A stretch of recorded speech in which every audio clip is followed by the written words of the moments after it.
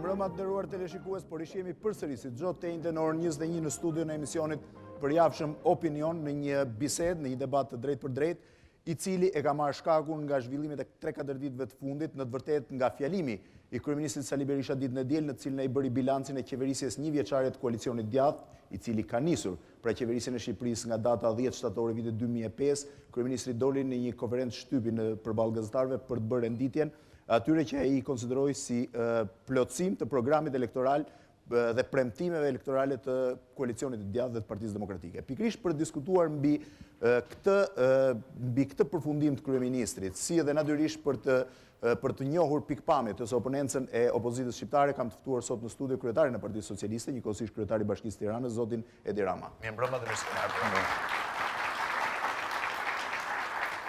Sikurse e thash, zoti Rama ndodhet në cilësinë e kryetarit të Partisë Socialiste dhe jo në atë të kryetarit të Bashkisë së Tiranës. Biseda e sotme do të jetë fokusuar tek bilanci i qeverisjes një vjeçare të koalicionit djathtë dhe për të pyetur dhe për t'i bërë dhe për të komentuar oponencën e opozitës do t'jenë 4 komentatorë ose publicistë të shtypit të përditshëm që unë i kam përzgjedhur të ndryshëm nga ata që do t'jenë javën e ardhshme në përballjen me kryeministrin e Shqipërisë zotin Berisha. Në studio për emisionin e sotëm janë ftuar zoti Armand Shkullaku, drejtori i lajmeve të televizionit Klan, komentator. Mirëmbrëma zoti Shkullaku. Zoti Mero Baze, drejtori i gazetës Tema. Mirëmbrëma zoti. Gazetës publicist i Shtypit të Ri. Zoti Andi Bejtja, drejtori i informacionit i Vizion Plus. Mirëmbrëma zoti Bejtja. Si dhe zoti Blendi Kajsiu, publicist i njohur, njëkohësisht politolog, pedagog i Universitetit Evropian të Tiranës. Mirëmbrëma zoti Kajsiu.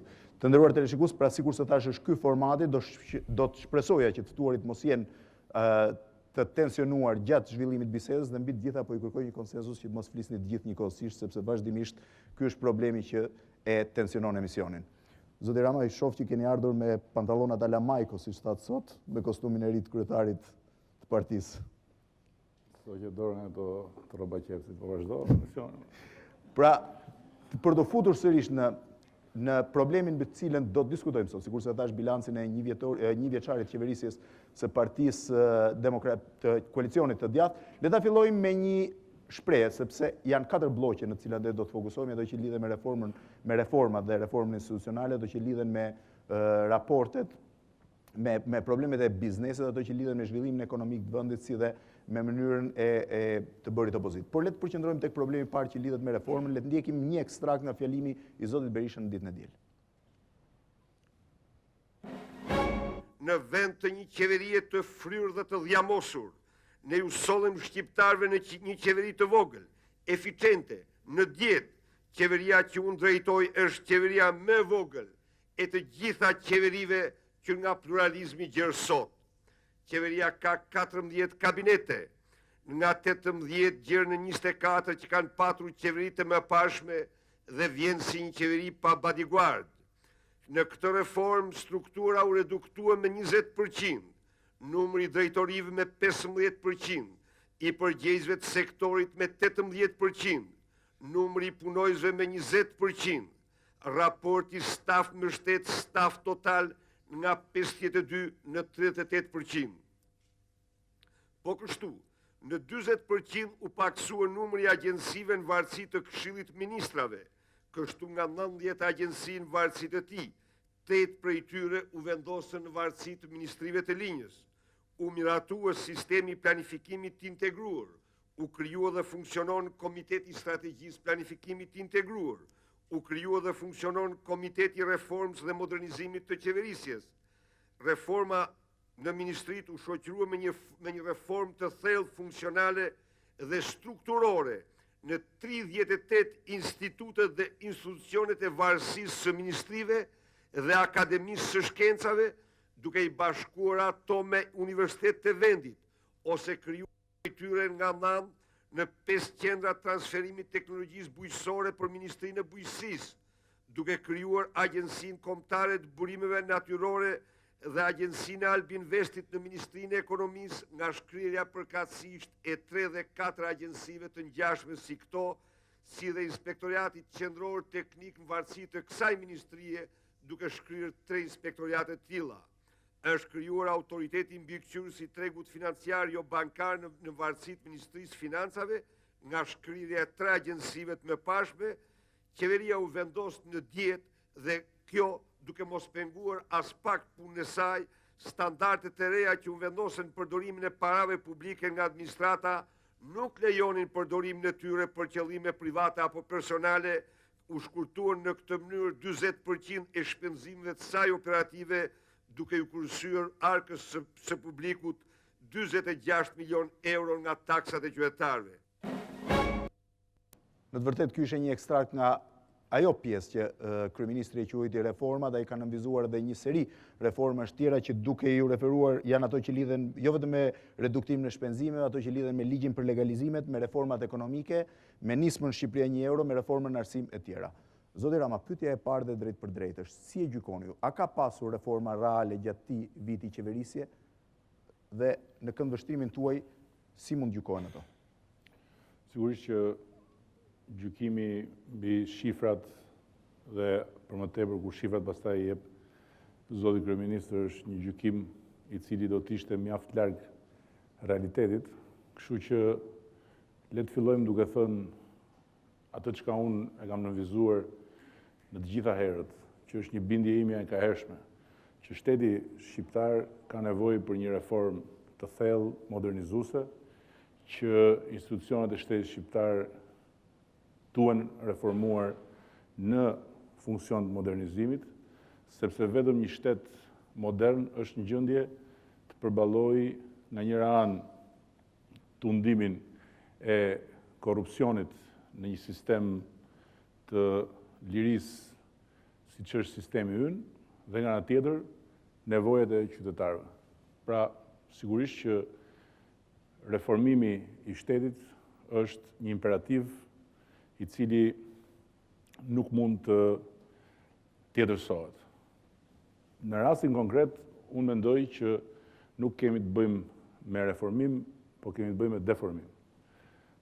Dhe arsyeja pse e them këtë ka të bëjë me faktin që nuk mjafton të thuash se ne do të bëjmë një qeveri të vogël, por kjo qeveri e vogël apo kjo reformë e cila bazohet në filozofinë e lehtësimit të barrës së qeverisë për taksa paguesit, duhet patjetër të sjellë si rezultat rritjen e efikasitetit të administratës dhe të vetë qeverisë.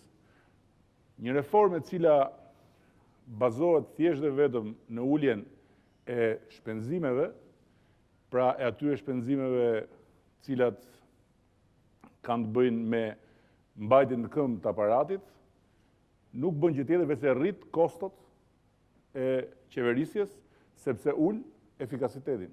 Dhe këtu jemi, besoj unë, në këtë fazë, kur kemi një shkurtim i cili nga ana e tij është bërë pa asnjë bazë studimore dhe pa asnjë bazë që do të mund ta lejonte shkurtimin të ishte në funksion të efikasitetit, dhe nga ana tjetër kemi një rënje të cilësisë së veprimtarisë burokratike të qeverisë. Këtë mund ta vësh re që nga mënyra se si shkruhet një shkresë edhe deri tek rezultatet në tërësi të kabineteve që përmendi zoti kryeministër.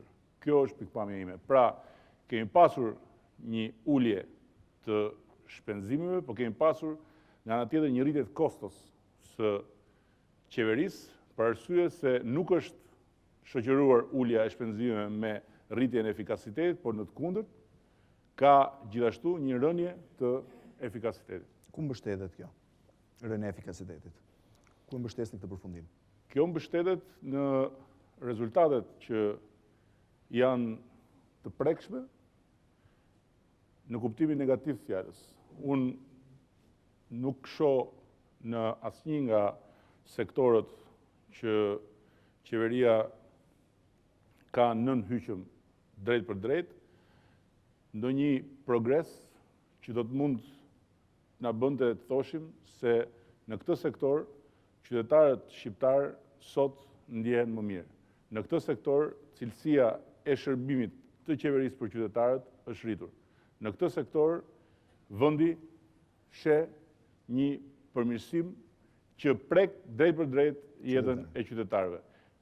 Gjithmonë flasim për sa i takon uljes së shpenzimeve dhe për sa i takon lehtësimit të barrës së kabineteve. Zoti Bejtja? Po? Kështu si përparaqiten problemi duket sikur mos efikasiteti i qeverisë Berisha varet nga sasia dhe nga numri i ministrive. Po. Fjalë nuk mendoj se është kapje drejt nga ana e kryetarit të opozitës. Fjalë argumentoj gjithë mos efikasitet me reduktimin e buxhetit të administrativ.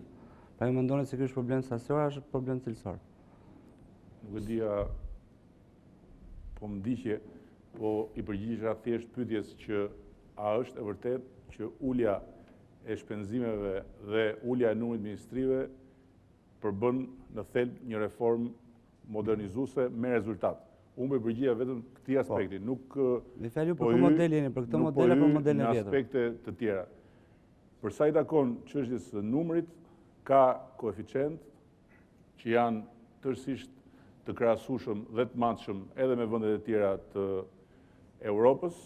Ne kemi një koeficient ndër më të ultit për sa i takon shpenzimit që bëjmë për të mbajtur kabinetet qeveritare, por nga ana tjetër kemi një cilësi po ashtu ndër më të ultat, në mos them më të ultën në shërbimin që ofrojnë këto kabinete. Kështu që unë nuk kam asgjë kundra faktit që Shqipëria të ketë një qeveri të vogël në rripamje të numrit të ministrive, por jam tërësisht i bindur që ky nuk është një qëllim vetvete, ky duhet të shërbej për të rritur efikasitetin.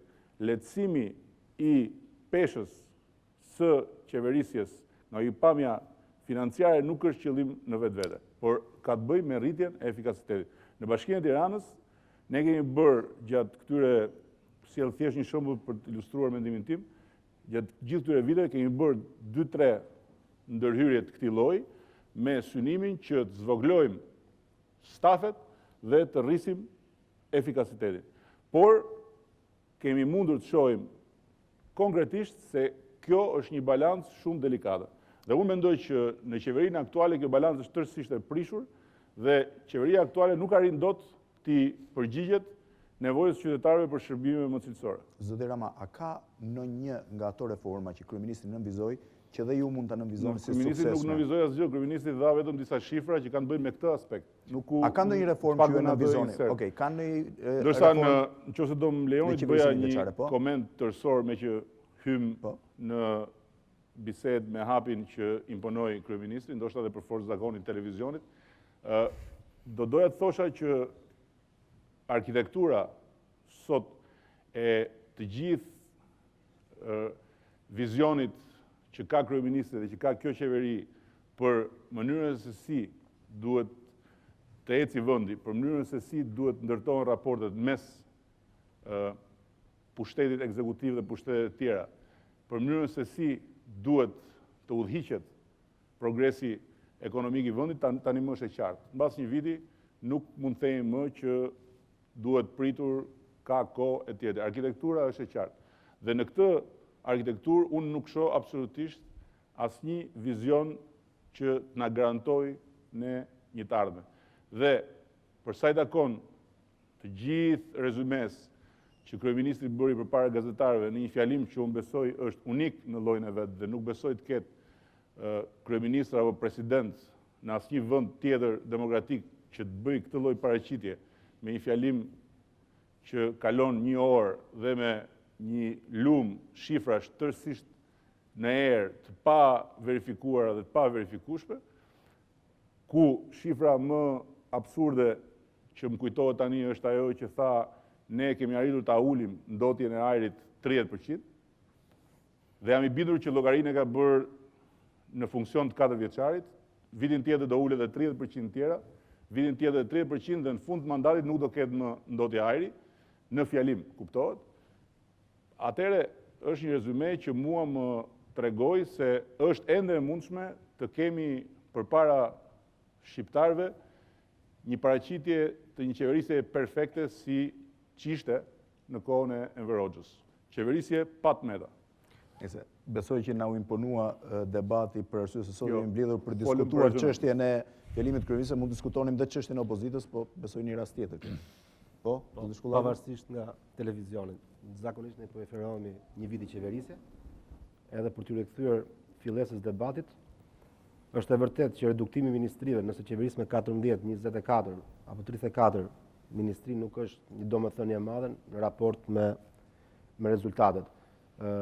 Por ajo që do të theksoja unë është që është e rëndësishme është që fakti i reduktimit ministrive dhe mënyra e re e organizimit tyre mbi 4 kolona kryesore që ka secila ministri, që fillojnë nga politik bërja, ke rezultatet dhe ke shërbimet, ka bërë që brenda këtij viti për shumë qytetarëve shqiptar që kursejnë 46 milion euro vetëm nga shpenzimet qeveritare, që nuk janë pak për një vend si Shqipëria. E dyta do thosha unë kjo shumë vërtet nuk është domethënëse dhe është efikasiteti që thatë ju problemi kryesor, por nga ana tjetër dëshmon para votuesve, para elektoratit një lloj përgjegjësirie të qeverisë për të mirë administruar taksat, për të patur një lloj ndershmëri dhe transparence në raport me paranë publike. Pra, përkundrejt modelit më parshëm, kur me paratë publike mund të bëhet çfarë do, mund të merreshin chartera, udhëtime jashtë shtetit, mund të fryeshin dietat, mund të merreshin nga 3-4 sekretarë për një ministër, makinat shtrenjta, etj, do të thuash në total këto nuk janë shpenzime kështu se çfarë, por modeli që imponohet qytetarëve është modeli i shpërdorimit të parave publike dhe jo i kujdesjes për to. Kjo është njëra anë e efikasitetit, mendoj unë, e kësaj gjëje dhe ajo që unë nuk perceptova në përgjigjen e kryetarit të Partisë Socialiste ka të bëjë me faktin se pse ai është i bindur që kjo mënyrë qeverisje nuk është efikase. Që pse këto reforma nuk janë efikase. Ku janë rezultatet?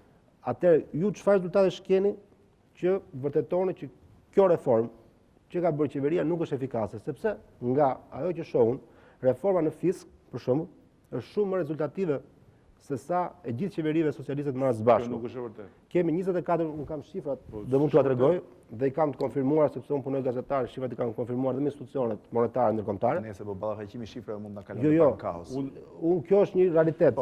Domethënë që kemi vetëm buxheti suplementar për herë të parë Shqipëria, për herë të parë në historinë e saj ka suficit për 100 milion eurosh. Kemi 28 miliard para publike që duhen investuar për investimet publike ku ka vonesa, natyrisht. Por ama kjo mënyrë qeverisje ka dhënë këtë rezultat. Doganet tatimet për herë të parë kanë arritur që doganojnë 40% më tepër se një vit më parë, që nuk është pak. Dhe gjithë to kanë ardhur nga mallet e akcizës fort. Pra, nga duhani, nga karburantet, nga nafta, para që përpara shkonin në xhepat e atyre që i vinin. Pra, ka dhënë një efikasitet, ka dhe fusha tjera. Po t'i marrim nga radhë, ku qeverisja reforma që ka dhënë një lloj efikasiteti. Më fal, edhe prokurimet publike që ka të bëjë dhe kjo me administrimin e parasë publike, me përgjegjësinë e qeverisë ndaj parasë publike dhe me efikasitetin e kësaj reforme është edhe vetëm shpenzimet administrative nga prokurimet të ndërimit publike janë ulur 25%. Pra, nuk janë pak. Do të thosha për një vend si Shqipëria me një buxhet modest. Po. Shiko, në radhë parë bëj një pakt që mos shpenzojmë kohë pafund për të bërë debat, se pastaj do ishte pa kuptueshme që ne të bënim debat duke shpërndar kohën në 5 pjesë në mënyrë të barabartë. Ajo që është me interes është që mund t'i japim publikut sot pikpamjen e opozitës lidhur me qeverisjen, me ndihmën e gazetarëve që janë të pranishëm. Dhe duke u kthyer tek efikasiteti i qeverisjes, unë do të thosha që pavarësisht se gjithë pasqyra që bëri zoti Shkullaku përsëri u përqendrua tek pika e vetme ku qeveria mundohet të argumentoj efikasitetin e saj, që janë, kjo është pika e vetme ku qeveria mbahet fort. Mendoj që janë, domethënë, zhdoganimet, mendoj që këtu ka një spekulim shumë të madh. Dhe do doja që të mos humbisnim në për shifra, sepse nuk ka teori moderne ekonomike që të mund pranoj se shifrat të marra të shkëputura nga gjithë zinxhiri i qeverisjes të tregojnë në gjë. Sepse nuk është e rëndësishme vetëm që ti të mbledhësh të ardhurat, është shumë e rëndësishme se si i mbledh të ardhurat, është shumë e rëndësishme se çfarë qëndrueshmërie ka sistemi që ti përdor, është shumë e rëndësishme çfarë bën me këto të ardhurat, është shumë e rëndësishme se sa përfitojnë qytetarët nga këto të ardhura, se çfarë politikash gjenerohen me këto të ardhura, dhe mbi të gjitha se sa mbas një viti qytetarët shqiptar ndjejnë në shtëpinë e tyre, ndjejnë në tavolinat e tyre, ndjejnë në jetën e tyre dhe të fëmijëve të tyre ndryshimin që pretendohet se ka sjell kjo rritje të ardhurash.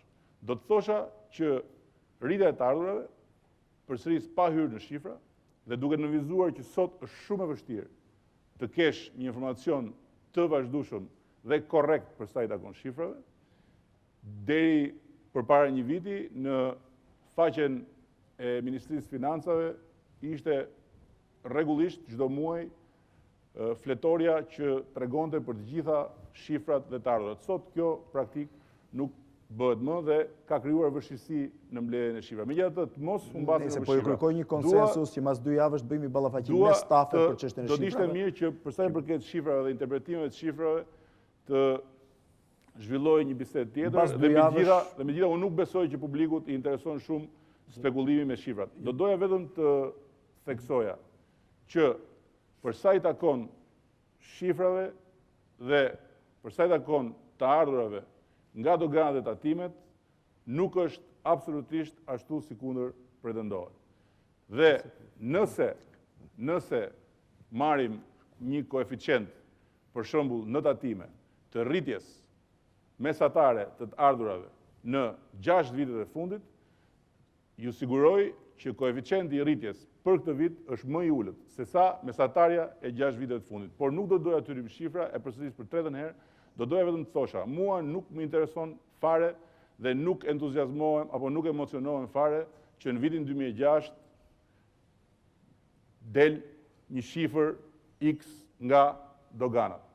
Shifër e cila në rastin konkret ka të bëj me rritjen e çmimit të karburanteve, ka të bëj me atë që tha dhe zoti Shkullaku, rritjen e akcizës së madrave të ashtu quajtura të forta, ka të bëj edhe me shlyerjen e një sër borxhesh të pravëmbetura, ka të bëj me mbylljen e disa magazina doganore e kështu me radhë. Unë nuk emocionohem nga kjo. Ne jemi në vitin 2006. Sfida jonë është të shikojmë përpara dhe sfida jonë është të modernizojmë shtetin për të garantuar për ata që e jetojnë sot Shqipërinë sa më shpejt një Shqipëri më të mirë. Dhe nëse mblidhen disa të ardhura më shumë, duke ushtruar deri mekanizma terrori fiskal, do thosha unë, ndaj kompanive, kjo jo vetëm që nuk sjell ndonjë benefit për ekonominë e vendit, por përkundrazi tregon për nivelin shumë primitiv të shtetit ton sot. Dhe kur them shtetit ton sot, kam parasysh të strukturës përmes cilës ne i garantojmë këto të ardhura. Dhe nga ana tjetër, do thosha që të thuash që janë garantuar X të ardhura, por ka vonesa në investime, praktikisht i ke thënë të gjitha. Problemi më i madh që ka qeveria aktuale është që qeveria aktuale nuk po arrin dot të bëj asgjë të prekshme dhe asgjë të dukshme. Dhe edhe ato shuma që deklarohen se do të investohen, rrezikojnë të investohen në një masë shumë më të ulët se sa në të gjitha vitet e shkuara, ashtu sikundër, po ju them që në rast se janë 40 milion euro, apo jo, në rast se janë, nuk më rezulton ajo shifër, po në rast se janë 40 milion euro shkurtime, atëherë po ju them që janë me miliona eurot të cilat shteti shqiptar dhe taksapaguesit i paguajnë për shkak të këtyre shkurtimeve, të bëra në mënyrë të paligjshme, të bëra duke shkelur ligjin për administratën publike dhe shtetërore dhe për të paguar të gjithë ata të cilët janë larguar arbitrarisht nga puna dhe që përmes gjyqeve fitojnë të drejtën për të kthyer në punë. Dhe duke mos u kthyer në punë, ata paguhen. Është një shifër e cila është shumë e lartë. Është shumë e lartë. Dhe gjitha ato shifra që ne i disponojmë tregojnë se praktikisht operacioni i zvogëlimit të qeverisë është një operacion i cili nuk ka sjell absolutisht asnjë rezultat për rritjen e efikasitetit dhe ka nxjerr para ose ka futur para në njërin xhep për t'i nxjerr nga xhepi tjetër po i shtetit. Mos përqendrohemi te shifrat dhe njerëz sepse mas 2 javësh do të kërkojmë. Po, vetëm mundur, po. Një sekondë vetëm, është pa mundur të analizojmë efektet dhe efikasitetin e qeverie, po nuk i referuam shifrave, sepse zoti Rama thotë që kjo qeveri absolutisht nuk është efikase, do mund të them që absolutisht kjo qeveri është efikase. Dhe vetmja gjë që mund ta vërtetoj thënien tonë është ballafaqimi i shifrave. Megjithatë, qofse nuk donë të gjunë shifra, nuk e di se si mund ta verifikojmë. Po vjen shumë keq tani edhe një tjetër. Jo, si do ta verifikojmë? Pa, të flasësh për të ardhurat nuk është shifër, është minimale ai debati me fjalë. Po pra. Edhe mund të jetë një fakt. Me fjalë është e vërtetë ajo që thotë zoti Rama që nuk mund të, me fjalë, mbledhja të ardhurave dhe investimet e një medalje me 2 anë, nuk mund dalë njëra tjetra. Po faza parë do ta pranojmë që kjo qeveri me gjithë metat që më thotë zoti Rama, për sa përket mbledhjes së ardhurave i ka mbledhur, më mirë se qeveritë e tjera. Pa hyrë shifra me çdo shqiptar. Po sym dhe në këtë debat i bit. Jo, ne po e bëjmë debat. Nuk mund të flasim për qeverisën e një vendi pa marrë dy dhëna, e kupton se ne po e bëjmë debatin dhe po e bëjmë debatin mbështetur pikërisht në pikpamje. Dhe unë dua që të shpreh pikpamjen time lidhur me këtë interpretim që vjen nga paraqitja e shifrave. Dhe po ju them, së pari shifrat nuk janë absolutisht aq optimiste sa thuhen. Së dyti, krahasimi këtyre shifrave me shifrat e viteve të shkuara në mesatare nuk tregon për ndonjë rritje spektakolare. Së treti, rritja që është e dukshme në 6 muajin e parë ka të bëjë edhe me disa faktorë tjerë që unë i përmenda. Së katërti, mbledhja e të ardhurave mua nuk më emocionon fare. Unë shikoj përpara dhe mendoj që Shqipëria që ne kemi përpara nuk është absolutisht Shqipëria ku ne duhet të entuziazmohemi pse u mblodhën disa milion euro më shumë, por duhet të analizojmë si u mblodhën dhe po ju them që ka shumë arbitraritet dhe ka shumë dhunë në këtë histori. Arbitraritet dhe dhunë që ndikon në shifra dhe në aspektet tjera dhe po ju them që nuk është faji im që juve qëndroni të mbyllur në një pikë pasi nuk ka e përsëris dhe një tjetër asnjë teori ekonomike që të pranoj një debat me një shifër. Kjo është një situatë komplekse dhe mendoj që mund të hapemi më tutje, për të folur për këtë situatë komplekse. Kampanja debat në botë mbi një vit qeverisë mos bazohet në 3 shifra, se kjo është për çesh. Për të eliminuar shifrat pak a shumë, pak do përpiqem.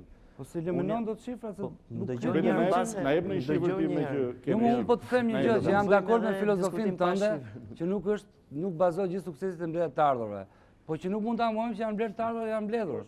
Një radhë që po vonohen investimet, po vonohen. Unë nuk dua që mbledhja të ardhurat mund të shkojë kot se s'dini ku të investojnë po. Unë nuk dua dhe tjetër që t'ju fus. Unë nuk dua t'ju fus në shifra, jo se nuk i kam shifrat. Por e përsëris, nuk dalim dot ballafaqim shifrës. Qertulli i shifrave dhe nuk bëjmë dot ide. Po në rregull e lëm shifrën politik. Atëherë më lejoni t'ju jap vetëm një shifër për qeverinë e vogël, e kam këtu thjesht për të thënë që në aspektin e personave që largohen nga shërbimi policor. Vetëm për këta persona që largohen nga shërbimi policor në mënyrë të atill që i bën ata që të marrin dëm shpërblim për mënyrën si largohen, janë 225.000 euro në muaj që shteti shqiptar i paguan për ta. Tani, urdhëro, është një reformë e cila ka një kosto Dhe kjo kosto sa përqind e pagës tyre që do merrni. Jo, po kjo nuk është mund të merrni pagë. nuk po tjetër vërtet shifra një pjesë të bashkë. Që po tjetër edhe shifrat ne jemi në një ekonomi informale në një shtet, të jemi të sinqertë, edhe Instati që është institucion zyrtar ka rezerva vetë për shifrat e veta. Kështu që unë mendoj që unë pyetjen e kisha shumë thjesht. Unë jam shumë dakord me pjesën më të madhe të konstatimeve të zotit Rama. Unë mendoj që qeverisja e vogël që thot Berisha është e keq kuptuar, nuk është reduktim numrash, është reduktim kompetencash. Ndërkohë këtu mund të kemi reduktim numrash, nuk më interesojnë shifras, po kemi përqendrim kompetencash. Merret një organ, futet në atë hyjmen e qeverisë, themi. Megjithatë, kritikat paktën që unë i bëj ose mund t'i bëhet qeverisjes është nga një pikpamje djathtë, që do të thotë, nëse unë e kritikoj këtë qeverisje, filozofinë e saj, që është shteti i vogël, që është një filozofi e djathtë liberale, unë e kritikoj nga një dhe të tjerë nga një pozicion i djathtë, themi liberal, i tregut të lirë dhe i shtetit të vogël. Unë nuk po arrit kuptoj nga cila pikpamje po e kritikon zoti Rama këtë qeverisje. Që do të thotë, konkretisht, kur ju thoni duhet një administrat moderne, unë bie dakord, po kjo është një tautologji, sepse të thuash administrat moderne, do të thuash një administrat më të mirë. Që një administrat më e mirë është një administrat më moderne, pra është një rreth vicioz nga i cili dalim. Pra pavarësisht nga tmetat, sido që tjetë kjo qeveri ka një filozofi, themi qeverisje në raport me administratën.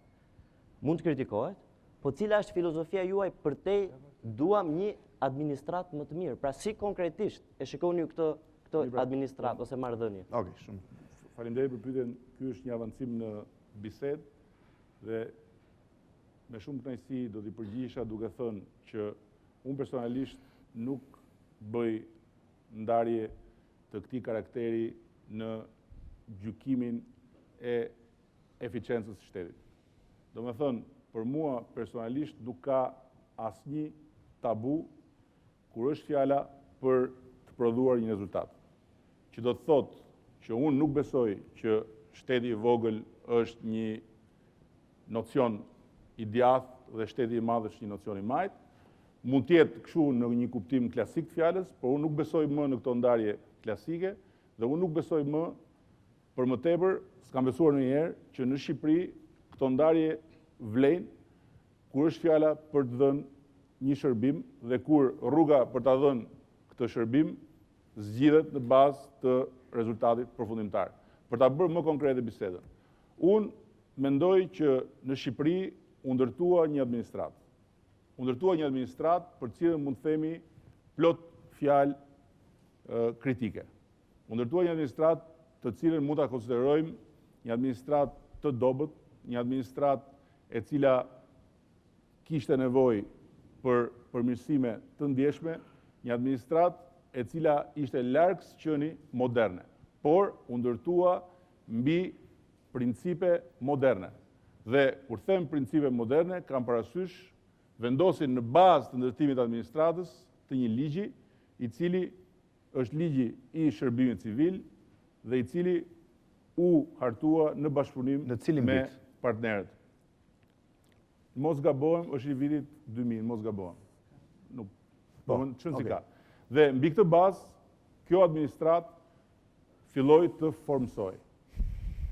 Tani, ajo që ka ndodhur në emër të reformës është një deformim i plot i kësaj administrate dhe një shkatrim i të gjithë asaj baze e cila ishte vendosur dal nga dal dhe me shumë mund. Unë nuk them që administrata e deridjeshme ishte një administrat tërësisht e depolitizuar. Unë nuk them që në administratën e deridjeshme nuk kishin asnjë lloj rëndësie influencat partijake mbi qeverinë dhe mbi pushtetin. Sepse po t'i pretendoja këto, nuk do t'isha luajal. Por, po ju garantoj që kthesa që u bë nuk ishte një kthes drejt meritokracisë, drejt çlirimit të atyre energjive domosdoshme që ne duhet thithim brenda administratës, nga shoqëria që ofron kapacitete që mbeten të pashfrytzuara, por ishte një kthes në drejtim të rritjes deri në absurd të influencës partijake brenda administratës. Dhe ky shkurtim, i cili nuk mund kur të shprehet me një shifër, dhe që në fundit e bën shifrën tërësisht abstrakte, ka si pasojë faktin që ne sot kemi një administratë shtetërore e cila është inkompetente dhe e cila është rirekrutuar në bazë preferencash partijake. Dhe mua nuk më intereson edhe herë tjetër po them, shifra që mund më japin për rezultatet në tatime, e cila e përsëris si mesatare është më e ulët se mesatarja e 6 viteve të fundit, po dhe sikur të ishte më e lartë, kur shoh që rekrutimi i të gjithë titullarëve të drejtorive të tatimeve në të gjithë Shqipërinë është bërë në mbledhjet e Partisë Demokratike, dhe për këtë ka dokumenta. Dhe çfarë do thotë kjo? Do thotë që një i rekrutuar nga një mbledhje e kryesisë Partisë Demokratike të një qyteti, i cili bëhet drejtori i tatimeve, nuk është më shprehje e një administrate moderne, nuk është më nënpunësi i cili vjen tek dera e biznesit dhe nuk shikon aty asnjë gjë tjetër përveç të kryej detyrën e tij, por është partitizimi absurd i shtetit në vitin 2006. S'është ky një problem, falë zoti Rama. Unë jam dakord, po. Edhe sikur të pranojmë që kjo administratë është më e keqe se ajo më parshmja, gjë të cilën nuk e vërtetojmë dot këtu. Kjo nuk e bën administratën e kaluar si shtat ju të mirë. Dhe jo vetëm si ishte e mirë, pa aty ishin njëjtat probleme të politizimit, pa bërë krahasim, problem të mungesës konkurrencës për hyrjen në administratë, të fiktivitetit etj. Dhe ishte një mungesë vizioni e qeverisjes kaluar se si do bëj një reformë themelore, se gjithë flasin për reforma themelore. Kush është kjo reformë themelore? Sepse struktura jonë politike është e tillë që do për të ruajtur mbështetjen politike do fusësh militant në administratë. Ekonomia ka një problem të tillë papunësie që administrata është një burim punësimi të ardhurash për të ruajtur dhe të mbajtur pushtetin. Atëherë kush është reforma themelore? Sikur të pranojmë që kjo reformë ka dështuar e kësaj qeverie. Kush do ishte alternativa? Prandaj thash kush është vizioni dhe pozicioni. Se do thuash që duhet të jetë më mirë. Dakord bijem gjithë. Të rrim në bisedë.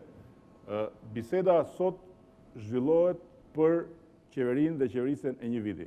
Në qoftë se doni pikpamjen time për se si duhet jetë administrata, në datën 9 tetor, ditën e hënë, në darke, tek Top Show, unë do të paraqis të gjithë pjesën tjetër që ka të bëj me pikpamjen dhe pozicionin tim si kryetar i opozitës. Unë këtu jam për të folur lidhur me një vit qeverisje. Nuk jam për të thënë se si do ta bëja unë në rast se do të isha megjithatë. Nuk e debate teorike dhe megjithatë nuk e kam mos më ndërprit. Jo se po xhem kokot, nuk po themi as ne asgjë, as ti asgjë, kupton? Mirë, ti ja ta mbaroj dhe po me që jo, se u iku 3 çerkores po flasim asgjë për qeverisjen. Administrata mund të jetë 5 minuta dhe vazhdojmë. Drejtimi kemi më shumë dinamizëm në pyetje. Po, zoti Baze. Jemi sa më konkret. Vetëm ta përmbledhim objektin e pyetjes parë. Kjo është detyra juaj, s'është detyra ime. Unë përgjigjem aty ku thelbi i gjithë debatit që pothuajse u bëbosh tani përgjithësore është që nëse është efikase për qeverisjen, qeveria e vogël. Ishte reformat në fakt po përgjigjem. Reforma administrative, pra a është e vogël shkurtimi i qeverisë administratës dhe cili është objektivi i qeverisë. Siç është bërë, të paktën siç kanë lënë të kuptohet, nuk është e thënë që kanë realizuar gjithë ato që kanë tentuar ta bëjnë, është që qeveria ka synuar të bëhet efikase, ka synuar të çlirojë nga thonjtë administratës qytetarët, pra një qytetar që shkon në 8 zyra të shkojë në 2 zyra. Ka tentuar të liberalizojë shërbimet dhe të çlirojë në një farë mënyrë biznesin nga hallkat e tepërta në të cilat sarollatej. Ky ka qenë objektivi i qeverisë. Problemi është në opsion e Partisë Socialiste, nëse ata kishin të njëjtën opsion, qeverinë e vogël, çfarë do të synonit? Nuk kam asgjë me opsionet. Domethënë, nëse këto janë objektiva, mbeten objektiva, ky është problemi im. Domethënë, nëse ne gjykojmë për një vit objektivat kanë një bilanc, nëse ne gjykojmë për një vit qeverisje, nisemi nga realizueshmëria e këtyre objektiva. Le të marrim shifrat që thotë ju. Le të marrim me që ju, nëse fjala vjen thuhet që kryetari i tatimeve e cakton Partia Demokratike, unë në Tiranë kryetar tatimeve kushtuar e Gjoan Anës kemi pas para. Nëse thua që janë hequr kaq policë dhe kjo ka dëmtuar, puna e policisë është përmirësuar, u dashkëshnequr ata policët, se policia është shumë mirë punë, s'ka problem. Jo, nuk tani nëse është përmirësuar. Cili është bilanci që të bën të mendosh që është keq? Po, dakor pra, bilancet që vërtetojnë që përsëri më orientoni drejt shifrave. Jo, nuk po të rënd, drejt tendencës, drejt shifrave. Drejt tendencës, me tendencë. Jo, duke besuar që biseda për të zhvilluar lidhur me efikasitetin ose jo, lidhur me suksesin ose jo të reformave, lidhur me flasim me shifrat tuaja, jo me të shifra megjithatë, po të them, po të jap shifra për sa i përket përmirësimit të punës policisë. Krime kundër personit në 6 muajin e parë të vitit 2005, 1043, në 6 muajin e parë të vitit 2006, 1304. Kjo është puna kriminale, jo puna policisë, puna policisë. Fal, plus 20%. Vjedhje lokalesh plus 18%. Policia ka vjedhje banesash, plus 7%. Mos e ndërprisim. Fal, po më pra, unë po ju jap shifra. Mos e ndërprisim, po të vazhdoni. Kjo është punë e policisë apo kriminalëve se ta shpjegoj. Policia ka punë sa kriminal ka, apo sa krime ka marrë kriminal. Ta shpjegoj. Jo, janë të lidhura. Prandaj po them, nuk duhet i marrim gjërat të shkëputura. Në rast se i marrim gjërat të shkëputura, mbetemi. Mirë është i policia ta shkëputës me kriminale, domethënë ose na jep shifra për krimet, ose na jep shifra për kapjen e krimeve. M'fal. Vjedhje tjera plus 14%. Krimi organizuar plus 7%. Nuk po të fuzë vetë vrasjet, se pastaj duket sikur ja faturoj kryeministrit, që janë plus 38%. Flasim për klimën. Dhe në fundit, qeveria në tërsinë e vet ka përgjegjësi për klimën në vend. Ka përgjegjësi për mjedisin në cilin jetojnë qytetarët e saj. Dhe në rast se rriten krimet, kjo nuk do të thotë që në këto krime merr pjesë policia, por kjo do të thotë që në këtë mjedis ka një problematik shumë më të mpret. Sepse aty ku problematika ekonomike, sociale dhe e sigurisë nuk është kaq e mpret, apo shkon duke u zbutur, edhe krimet shkojnë duke rënë. Pra, këto janë gjëra që shkojnë bashkë me njëra tjetrën, me që flasim për shifra. Dhe duke u përgjigjur, do thosha që unë nuk konstatoj me gjithë përpjekjen për ta parë me dashamirësi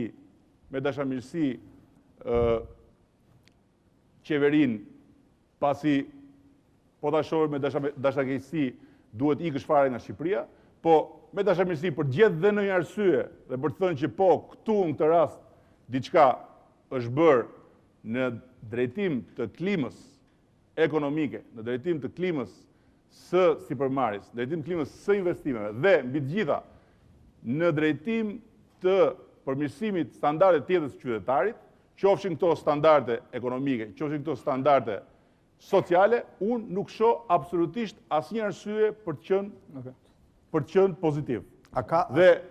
Dhe mua nuk më duket se ka reforma në këto drejtime. Sepse, për shembull, në qoftë se deri dje kishte një vështirësi X për të marrë një shërbim, në cilën do zyrë shtetit, sot ka një vështirësi e cila për sa më rezulton është rritur, nuk është lehtësuar. Dhe duke u kthyer te ajo e zotit Kajsiu, unë nuk thash që administrata që ishte e mirë. Unë thash administrata që ishte larg së qeni një administratë moderne. Dhe mbi të gjitha duhet bëjmë një marrëveshje fjale, kur unë flas, unë nuk kam parasysh Shqipërinë që ishte, kam parasysh Shqipërinë që duhet jetë. Kam parasysh Shqipërinë që shoh unë, jo Shqipërinë që ishte.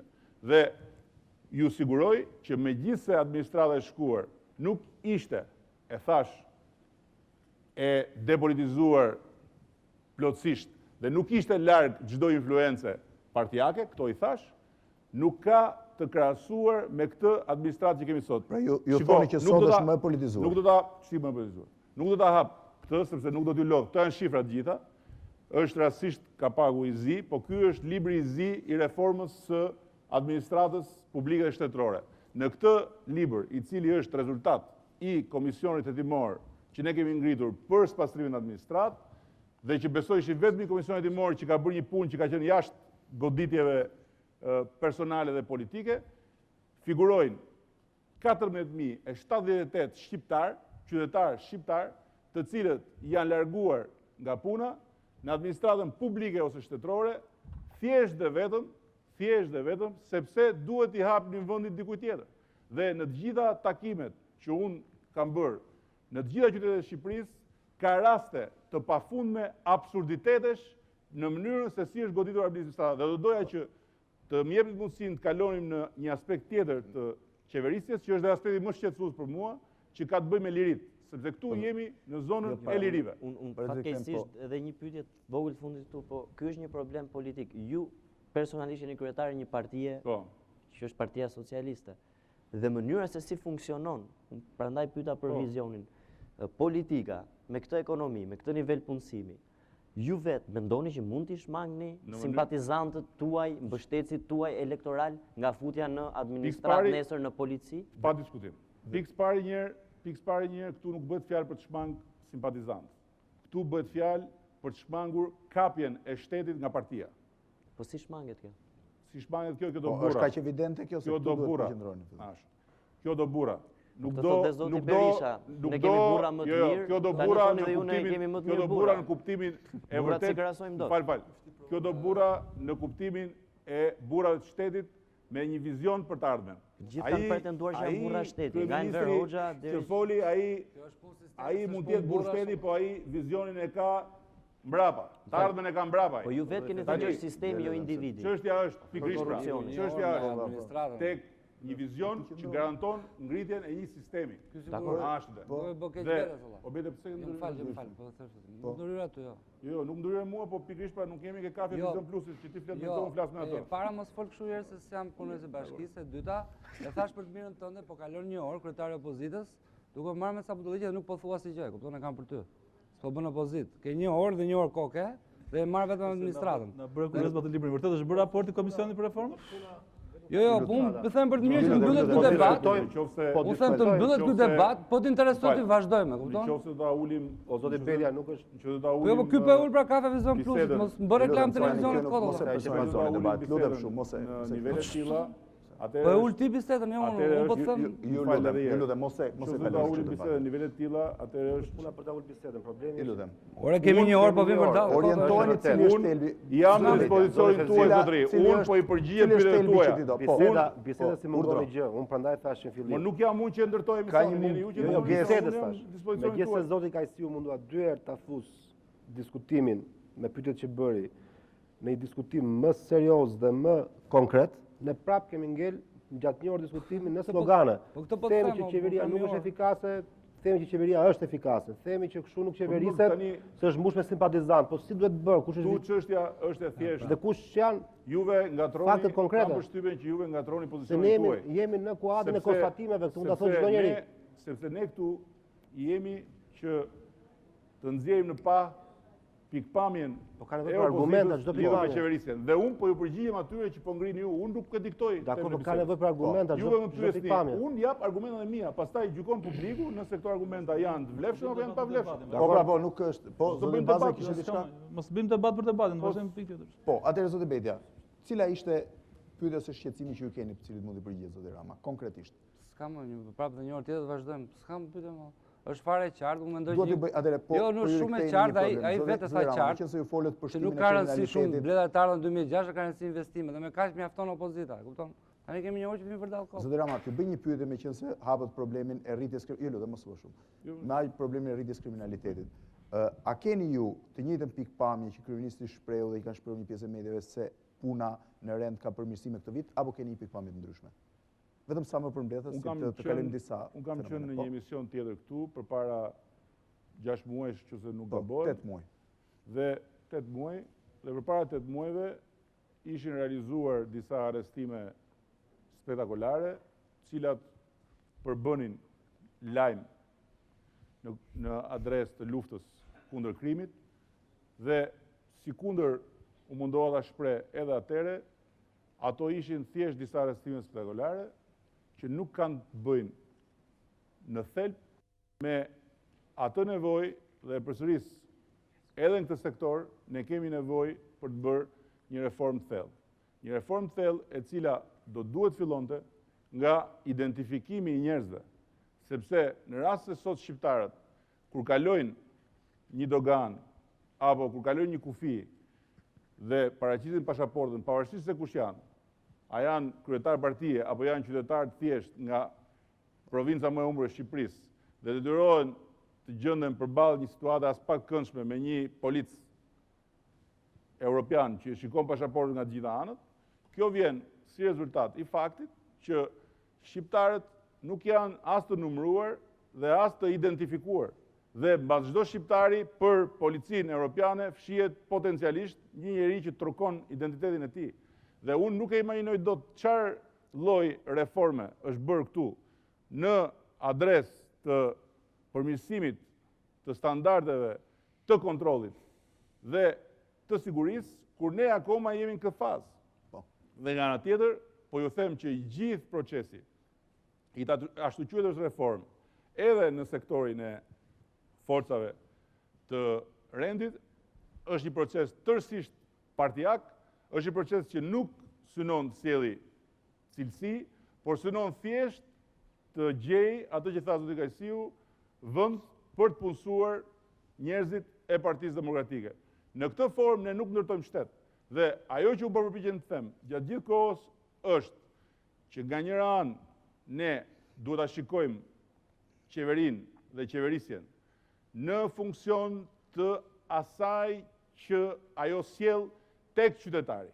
Jo në funksion të disa shifrave që s'ton asgjë. Sepse e përsëris për tretën herë që në fundit qeverisja matet me rezultate. Dhe sot dilni në për Shqipëri dhe shikoni Shqipëri, nuk ka nevojë ne të diskutojmë tani, të hyjmë në gjëra të cilat janë pa sens. Dilni dhe shikoni Shqipërinë dhe e kuptoni vetë se çfarë ndodh dhe si qeverisë Shqipëria. Oponencën dhe krahasimin ju e bëni me administratën paraardhëse apo me atë që do ta quhnit idealen? Në raport me të shkuarën ka një problem dramatik, i cili është problemi i standardeve të lirisë dhe të demokracisë, që është problemi themelor dhe mbi cilin ne kemi fokusuar luftën tonë si opozitë. Dhe do kemi të fokusuar pjesën e dytë. Në pikpamje dhe këto standarde nuk janë thjesht probleme, biles janë fare probleme juridike, në kuptimin që kushtetuta thot kështu dhe ti po bën kështu. Këto cënojnë drejt për drejt zhvillimin, këto cënojnë drejt për drejt rritjen ekonomike të vendit, këto cënojnë klimën e biznesit, këto cënojnë klimën e bashkëjetesës mes qytetarëve. Ky është problemi themelor që ka Shqipëria sot. Po nuk është fajim që ju e filloni emisionin me një paraqitje të ca shifrave absurde të kryeministrit, vazhdon emisionin me ca shifra të tjera absurde këtu dhe s'është fajim. Por që doni të kanalizoni bisedën, unë ju ftoj që ne të qëndrojmë tek cilësia e qeverisjes. Cilësia e qeverisjes e cila shihet në radh parë në dy aspekte, tek liria dhe tek demokracia. Tek liria si një e drejtë jo thjesht për të shprehur, jo thjesht për të hapur një gazetë, jo thjesht për të bërë një mbledhje, por në radh parë, siç e shohim ne të paktën socialistët, si një e drejtë për të jetuar me punë të ndershme. Më thoni mua ju se çfarë përgjigje mund t'i japim. Më falni, apo më dëgjoni? Po se kalon nga rendi këtë demokracisë, e zaurojmë çështjen e dytë? Po mirë, e zauroni. Në këtë pikë do të desha tek bilanci që tha zoti Rama për policinë dhe tek çështja e lirive. Qofse objektivi kryesor i socialistëve është si të mbrim tek një jetesë me punë të ndershme, dhe po ta lidhim me bilancin e policisë, atë do ta kuptoj zoti Rama të ndershme të ardhurat për $6 milion në vit Aldo Bares në Lagunën e Karavasaut. Kjo është bilanci socialiste. Aldo Barja ka qenë biznesmen i nderuar socialist, udhëtoni me makinë deputetë socialist, më thua që objektivi jonë është të jetoj me punë të ndershme. $6 milion ka pas të ardhurat në Karavasaut. Sali Berisha me vëllain Armand Malet ka privatizuar për 1,5 milion ato të Durrësit. Mos i zëm gjithë kriminalët me ratën, se është rrezikshme kur dalim jashtë nga emisioni, por shumë i sa gjysmë brenda. Jo mos e humbroni. Tani jemi më të sigurt, natyrisht. Problemi është, ky është koncepti juaj? Domethënë që ky është modeli që e kupton se çfarë mora eksaktësisht fjalën tua. Jo, e kupton se çfarë problemi. Socialistët jetojnë me punë ndershme, ky është koncepti. Se çfarë problemi i madh. Njeriu më i preferuar nga socialistët ka qenë Aldo Barja, ka udhëtuar. Unë jam socialist dhe as e kam në kryesi. As e kam, po më vjen keq tani mos hym në këtë. E kupton tani se sa jo tash të them unë. E kupton se çfarë problemi i madh është që është e nevojshme sot mbas një viti qeverisje që të riktheheni prap 8 muaj përpara dhe të rimerrni prap 3 kriminal, të cilët u arrestuan, u bë shumë mirë që u arrestuan, fal mbështetjes edhe të policive ndërkombëtare dhe tani A mund t'i themi shqiptarëve ne që shiko, juve do të vazhdoni t'i paguani faturat a forfet e energjisë elektrike se ne kemi kapur Aldobaren. Juve do vazhdoni t'i paguani faturat a forfet ujit se ne kemi kapur Lul Berishën. Juve, do vazhdoni juve të rrini dhe të jetoni në gjysmë errësirë apo në errësirë plot se ne kemi kapur një gjithashquajtur. Do me thënë, a bën sens kjo për ju? Për mua nuk bën sens kjo. Për mua kjo nuk bën asnjë sens. Në qoftë se sot masim se çfarë kemi pasur si rezultat të qeverisjes, unë po e them që kemi pasur dy gjëra, paaftësi dhe imoralitet.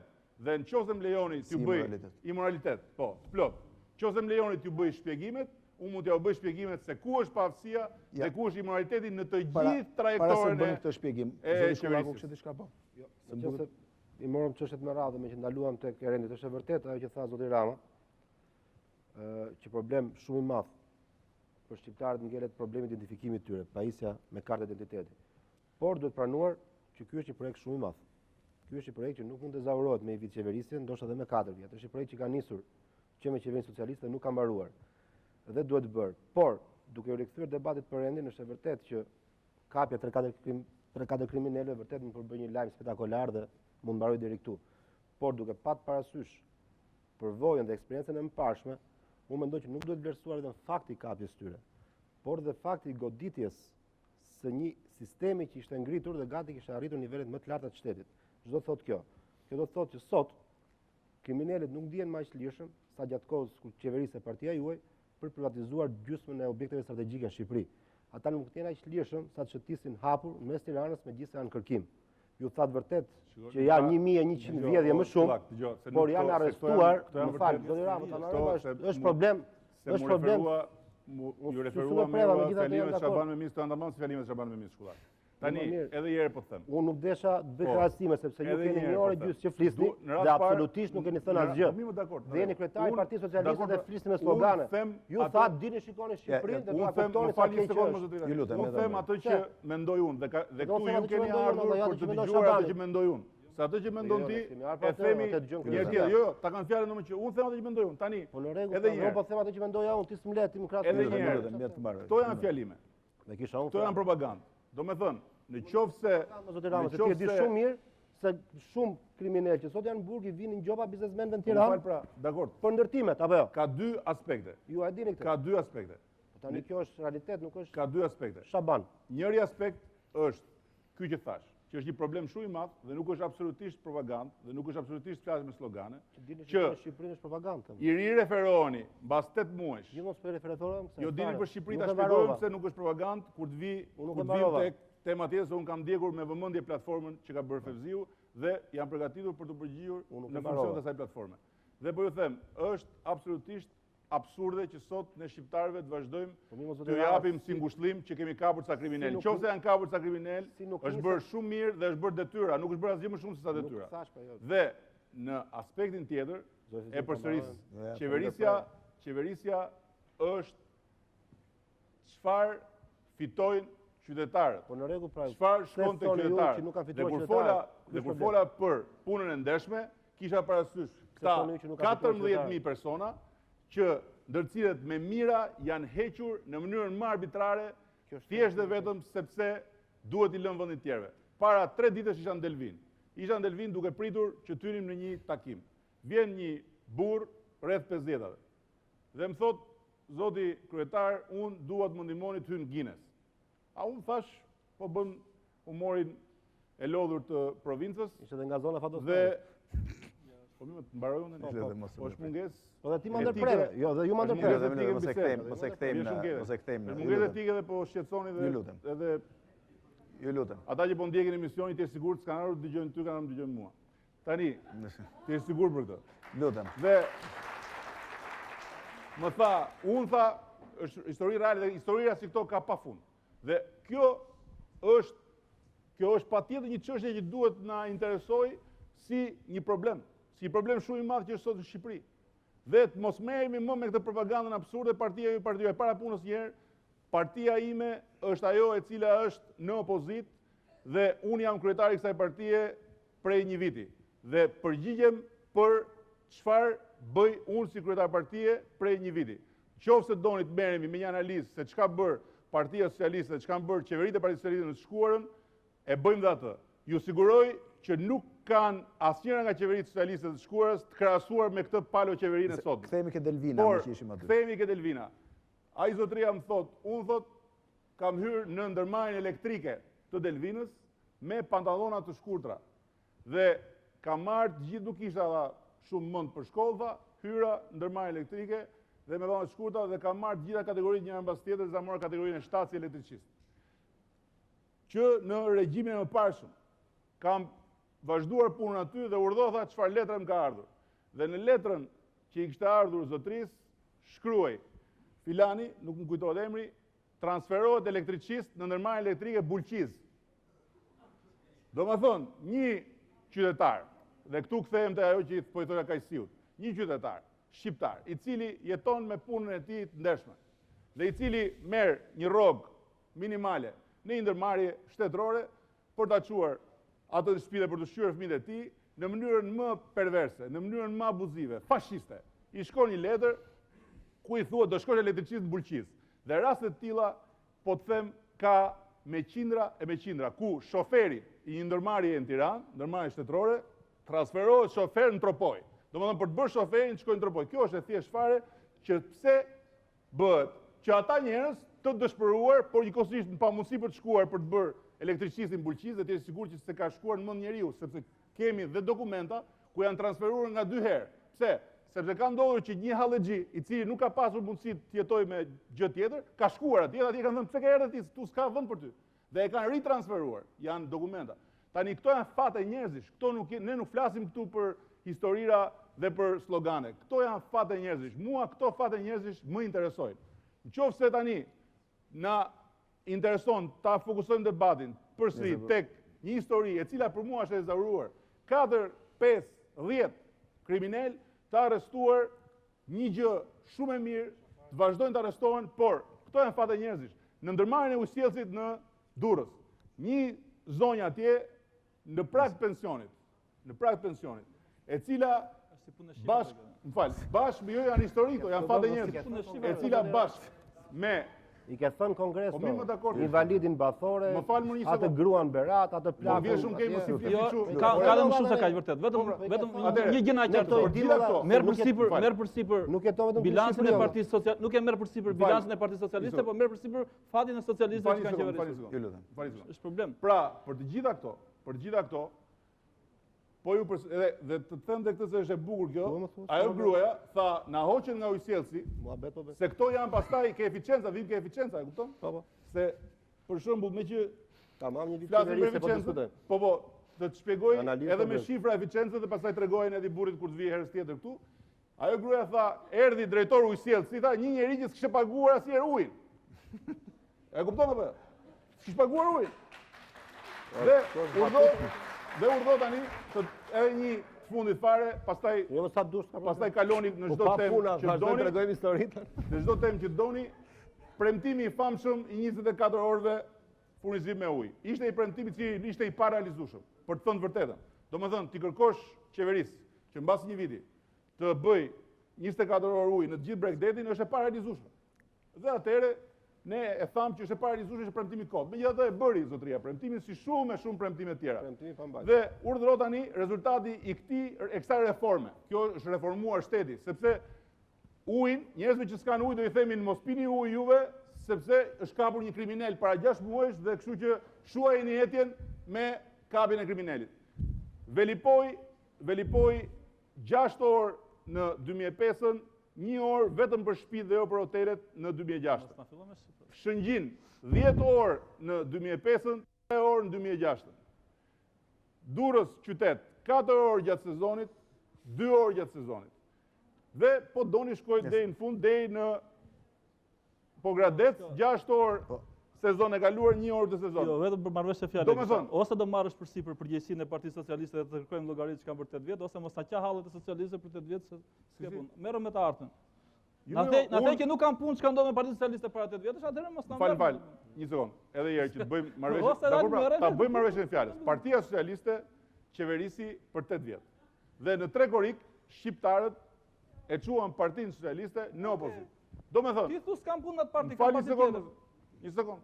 Do me thënë, Partia Socialiste mori vlerësimet e veta në një sër betejash elektorale, në betejën elektorale të Trekorikut, kaloi në opozitë. Në fillim të veprimtarisë time, unë kam kërkuar ndjes për gjithçka Partia Socialiste nuk arriti do të bënë në qeverisje, por sot mbas një viti qeverisje të Sali Berishës, unë po ju them që nuk e krahasoj me asnjë nga qeverisit e Partisë Socialiste për nga pikpamja e lirive, për nga pikpamja e demokracisë dhe për nga pikpamja e një sër standardesh të arritura. Mbrojë pra, atë po të ftojmë ta mbrojë, këto nuk e mbrojë. Po, procedurë, po vetëm për mbledhës fare sepse duhet. Ka kontradikt në të që them unë. Ka kontradikt se nuk mbrojë. Unë them që të gjitha ato, të cilat ishin të meta, defekte dhe mëkate të 8 vjetëve u paguan në Trekorik. Zoti Shkullaku, po. Ndërkohë që kjo nuk do të thotë që gjatë 8 vjetëve Shqipëria nuk bëri përpara dhe që gjatë 8 vjetëve nuk u arritën disa standarde. Dhe ajo që unë shpresoj, unë të ftoj të marrësh përsipër gjithë bilancin, jo vetëm të mirat. Ajo që unë shpresoj të bijem dakord, po jo, po marrë përsipër gjithë bilancin është kur them që kërkuam dhe ndjes. Ajo që shpresoj të bijem dakord bashkë është që neve na intereson qeverisja aktuale në raport me premtimet, në raport me rezultatet. Për sa i takon. Po pra, atëherë më thoni ku janë rezultatet. Ju më thoni akoma është kap Aldo Barja. Këtë më thatë dhe para 8 muajsh tu është kap Aldo Barja. Kur vi prapë mas 8 muajsh do thoni po Aldo Barja që u kap. Ka qenë modeli i lirisë socialiste se tani janë 10 peshatarë. Jo, këtu desha të dalë, domethënë se do shumë lehtë spekulime mbi këtë gjë. Po pra, po shumë lehtë ta impostojmë. Një sekondë, janë kapë nga puna prokurorisë, nuk janë kapë vetëm nga policia. Mos dim kësaj pastaj se pastaj bëhet keq fare modeli. Nuk kanë masi rezultat pastaj. Mos ta impostojmë bisedën që me që u kap Aldo Bare, kjo nuk do të thotë që s'kan ujë për të pirë ata atij, apo me që u godit një band ai pensionistë u transferuan bulqizë etj. Po impostu kështu. Nuk ishte pensionist ai zotri, ai ishte elektricist. Është e rëndësishme pra. Jo më jo, janë njerëz, janë fatë njerëz që di sa rëndësishme është, di. Janë shumë të rëndësishme. Di sa rëndësishme është edhe për Po janë shumë të rëndësishme. Tani po ta them. Problemi është tjetër, një sekondë. Libri që gjetë, më fal, se është punë administratës. Po sa nisa. Ju lutem. Ka ndërruar 4 palë administratë në bashki zotria vet. Jo. Ke ndërruar, nuk e lën njëri pa aq nga bashkia. Jo, fal. Nuk e lën njëri pa aq nga administrata e Partisë Socialiste dhe banakierin keq. Më fal, jo. Vetëm se është i fatas nanës, po. Jo, pa le tani mos spekulojmë me këtë tani. Ke heq. Jo. Këto e ke tani. Jo. E para punës një herë. Nuk po flas me emra, po flas. E para punës një herë që ka dy nivele administrata.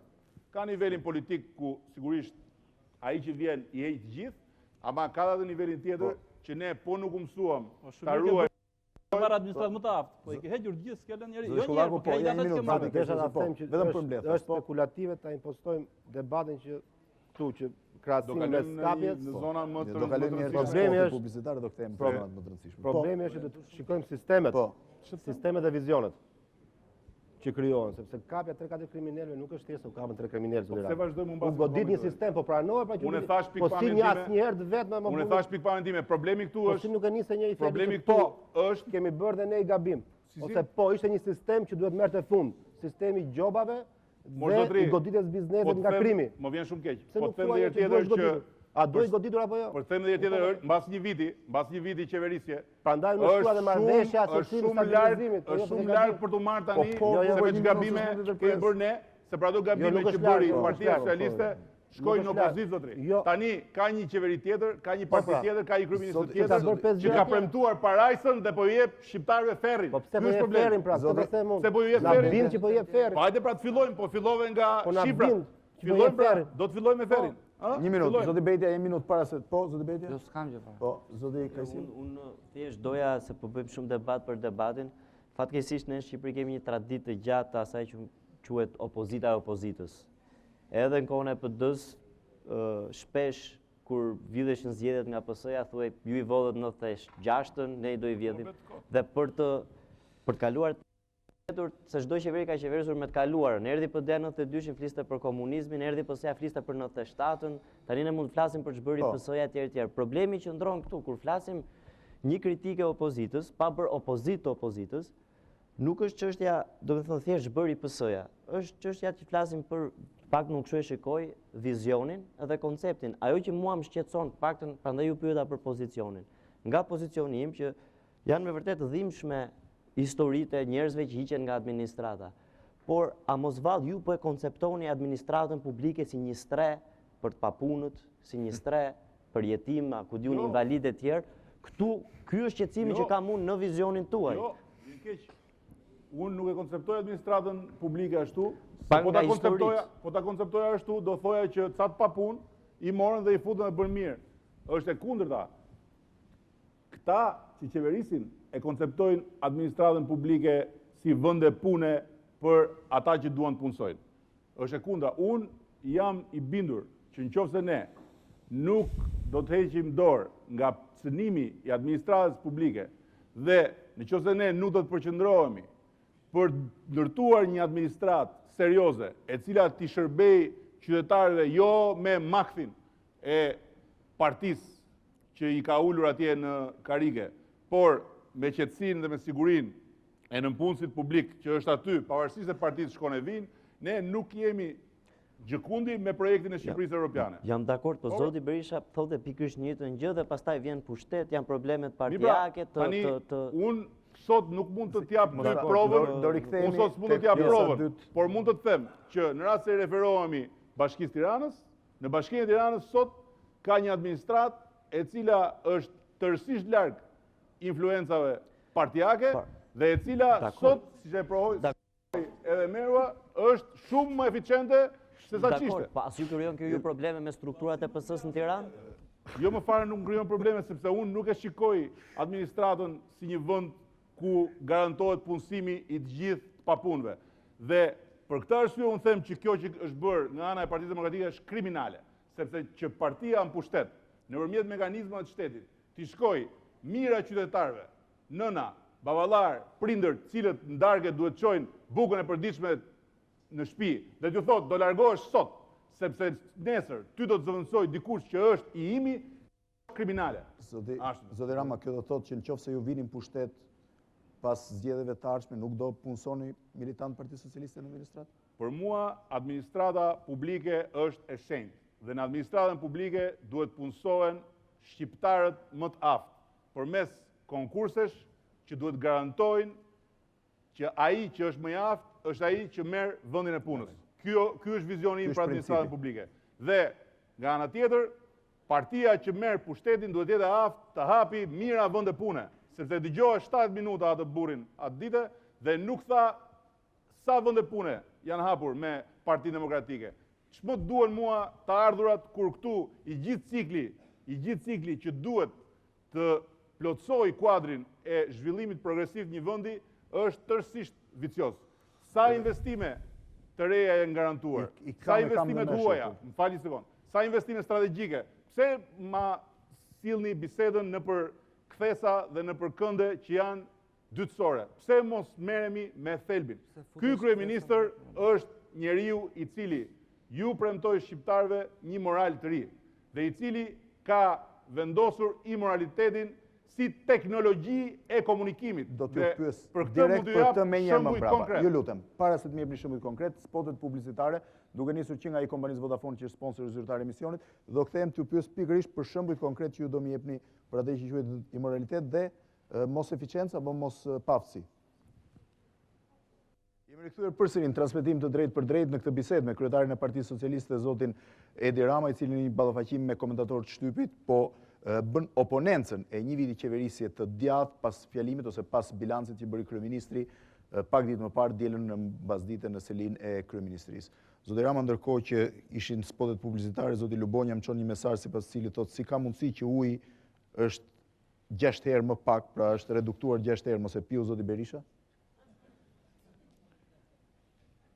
Tani që t'i shpjegoj unë telefonuesit tuaj që çështja është një çështje menaxhimi dhe sigurisht që ti kur largon nga puna të gjithë ata që kanë 30 vjet që punojnë në ujësjellës dhe se sjell një drejtor që s'ka paguar ujin për vete, sigurisht që nga këtë do e paguajnë qytetarët. Kështu kjo është e thjeshtë fare. Zoti Rama, atëherë ju thatë që do të jepni raste konkrete të atij që quhet imoralitet dhe paftësi në qeverisje. Mund të më jepni pak që më pas të marr mendimin e të katër ftuarve? Vetëm për mbledhas në çështje thelbësore, mos hyn në detaje. Kam vetëm një vështirësi se s'di nga t'ja filloj, se ka shumë. Filloj nga më kryesore. Le të marrim rastin e teknologjisë gënjeshës si raport me publikun dhe me qytetarin tek Alp Telekomi. Në qoftë se shikoni të gjithë trajektoren e komenteve të kryeministrit për privatizimin e Altë Telekomit, do të shikoni në fakt teknologjinë që ka ky kryeministër në komunikimin e tij me publikun, të cilin e trajton tamam për interes të qastit, dhe nga ana tjetër do të shikoni që ky kryeministër mendon që politika bazohet tek gënjeshtra dhe është politik t'ja hedhësh tjetrit. Ta hodha është politik, nesër të them diçka tjetër. Ndërkohë që unë mendoj që është krejt e kundërta. Për Altë Telekomin kryeministri filloi duke thënë që ishte një privatizim kriminal, vazhdoi duke thënë që ishte një akt i pashëmbullt babëzie, kaloi duke thënë që kjo do t'jetë gjë e parë që ne do të anullojmë sa të marrim pushtetin, vazhdoi më tutje duke thënë që me të ardhur në pushtet ne duhet të ngrejmë një grup të pavarur, shkoi më tutje duke thënë që ka ca gjëra që duhen rregulluar, studimin e bërë nga grupi i pavarur e mbyllin sirtar dhe sot e gjithë ditën as publiku, as opozita, as ata 10.000 punonjësit e Altë Telekomit, cilët nesër nuk i dihet se si do përfundojnë dhe ata, nuk kanë absolutisht asnjë dieni lidhur me këtë studim përveç me këtë raport përveç informacioneve indirekte dhe më në fund doli duke thënë që kjo kontratë do rregullohet dhe do bëhet. Atëherë çfarë do të thotë kjo? Marrim kompaninë që bënte furnizimin e energjisë. Ishte një kompani e cila ishte kompani e krimit, e cila ishte kompani e ansamblit Babzia, dhe mos harroni që regjisorët e ansamblit Babzia quhente Lufter Xhuvelin.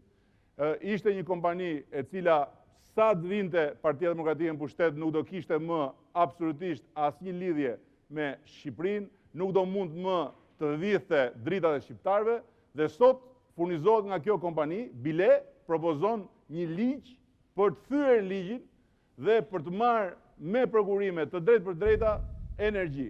Atëherë doni më shumë tjerë, vazhdojmë më tutje me çështjen Albatros, për cilën keni diskutuar edhe ju.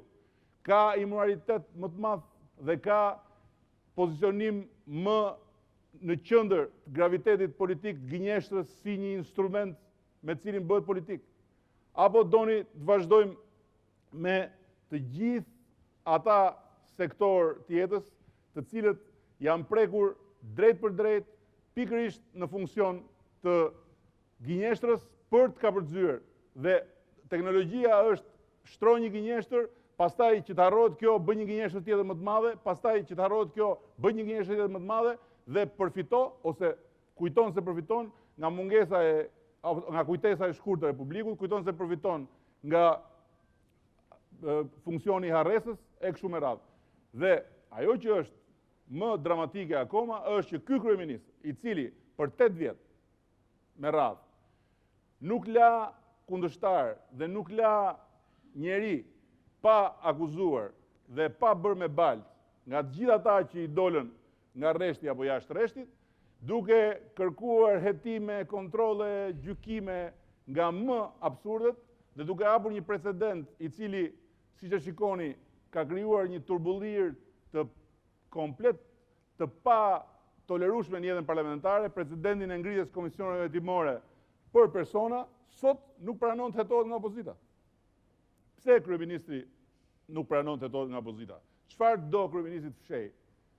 Pra, në të gjithë këtë histori një vjeçare, ka në fakt një demaskim të një teknologjie të komunikimit dhe të bërit politik që bazohet tek gënjeshtra. Tek gënjeshtra si vetmi element përmes cilit ky kryeministër mund të mbijetojë. Për sa i takon pastaj paaftësisë, paaftësia qëndron në pamundësinë jo për të mbajtur premtime, sepse ato premtime që u bën ishin të pambajtshme. Dhe këtë unë e kam thënë me kohë. Unë kam qenë i bindur që atëherë që kartat e identitetit nuk mund të bëheshin për 3 muaj. U premtuan për 3 muaj më zoti. Dhe por ama nga ana tjetër nuk mund ta pranoj që nuk bëhen kartat e identitetit dhe ndërkohë bëhen certifikata të cilat janë shumë më të këqija nga pikpamja e cilësisë se sa certifikatat që ishin. Pra e kuptoni se në çfarë lloj rrogullime po shkon e gjithë kjo punë dhe ky është thelbi i qeverisjes Edi Rama apo janë detaje?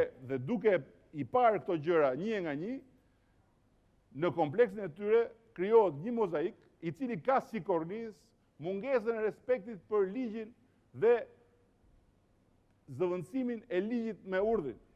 Ktu kemi një kryeministër i cili i ka bërë në mënyrë sistematike atentate kushtetutës, i cili ka përdorur pushtetin e kartonave për të shkelur kushtetutën, i cili ka tentuar që dhe ka arritur, pavarësisht se pastaj u detyruar të bëjë një hap mbrapa, ka arritur që mekanizma të ngritur me konsensus përmes bashkëpunimit bipartizan në parlament për të garantuar opozitën e deri djeshme, t'i zhbëj dhe të tentoj që të gjitha këto mekanizma t'i kthej në mekanizma të pushtetit.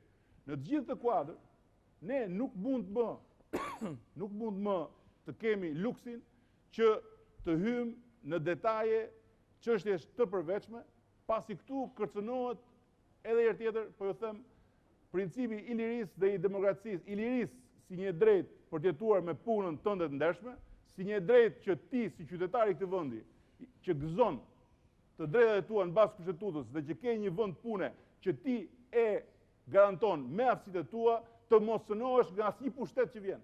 Të mos të guxoj pushtetit të vinë deri dhe thotë ti je i pushuar nga puna, sepse do vija i imi do të zëvendësoj ty.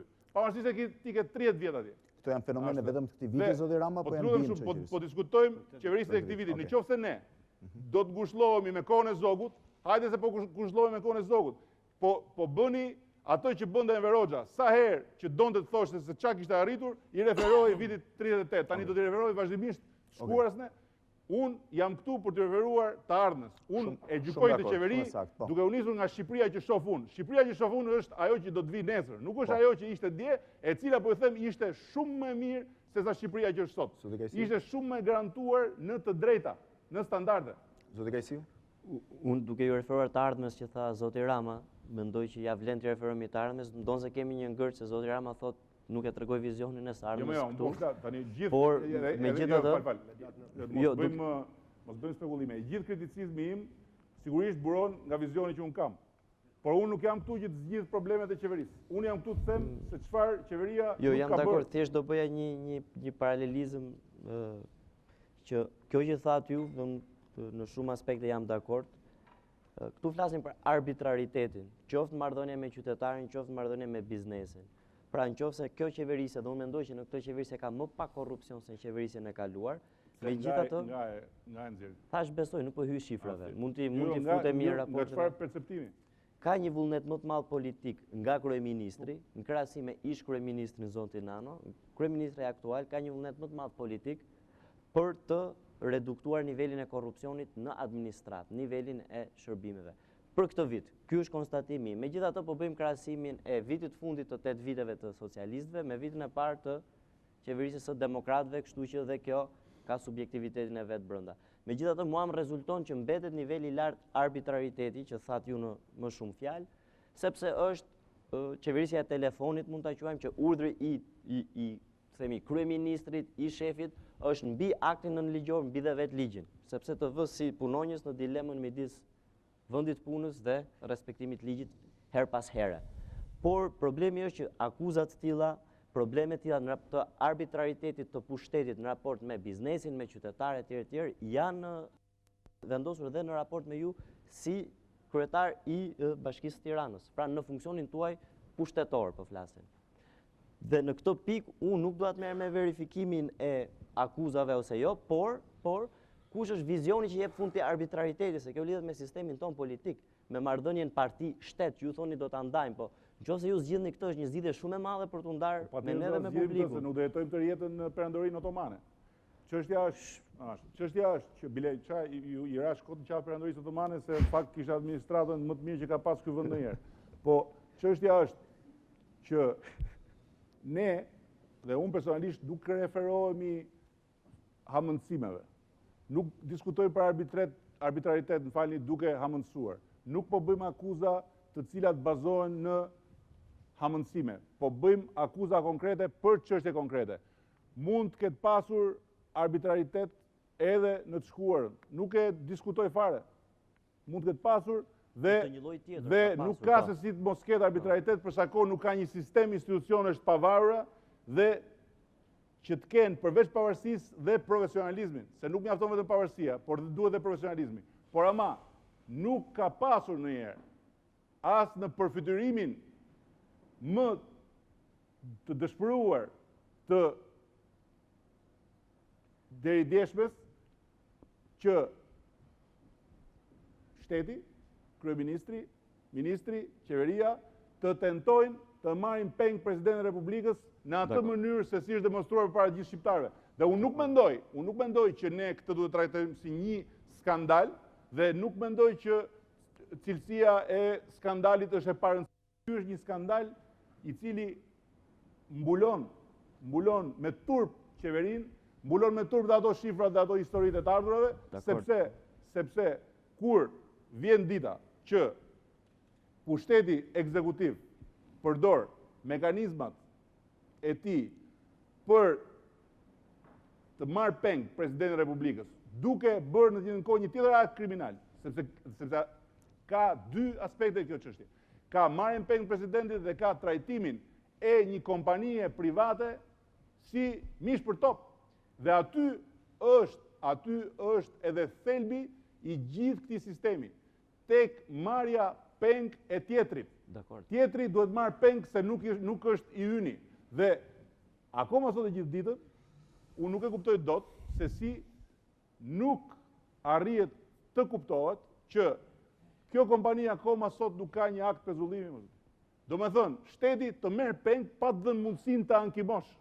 Pra, shteti sot është në gjendje që ty të mbaj lidhur dhe ti mos kesh drejt apeli. Këto ndodhin vetëm në regjime të cilat nuk kanë të bëjnë me demokracinë. E pra, çfarë diskutojmë ne pastaj për çështje të dorës dytë, në rast se liria dhe demokracia këtu janë rivënë në diskutim, dhe e kam nënvizuar shpesh herë në bisedat e mia jo televizive, dhe është rasti ta nënvizoj këtu, që të gjithë ju që keni bërë avokatin e ndryshimit të personazhit që sot qeverisë Shqipërinë, dhe që përdorni dhe një argument tjetër, që edhe në rast se nuk ka ndryshuar ky, ka ndryshuar Shqipëria, dhe nuk është më e mundur që të kthehen mbrapsht procese dhe të ndodhin gjëra që konsiderohen të shkuara, ishit të gabuar.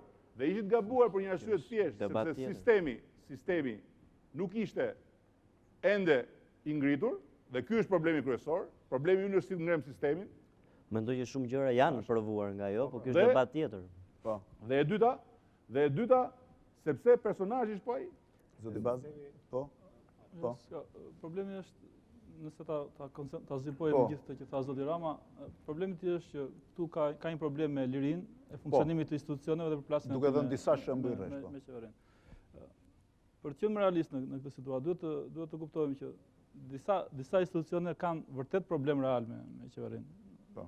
Është tjetër që nëse qeveria ka probleme ta, apo ata kanë probleme me qeverinë, por disa institucione janë në konflikt me qeverinë, se dhe shumica këtyre institucioneve janë prodhuar nga një situatë jo demokratike e pas vitit 97, nga një shumicë absolute e cila i ka politizuar dhe i ka vendosur ato në një situatë janë institucione të mbartura.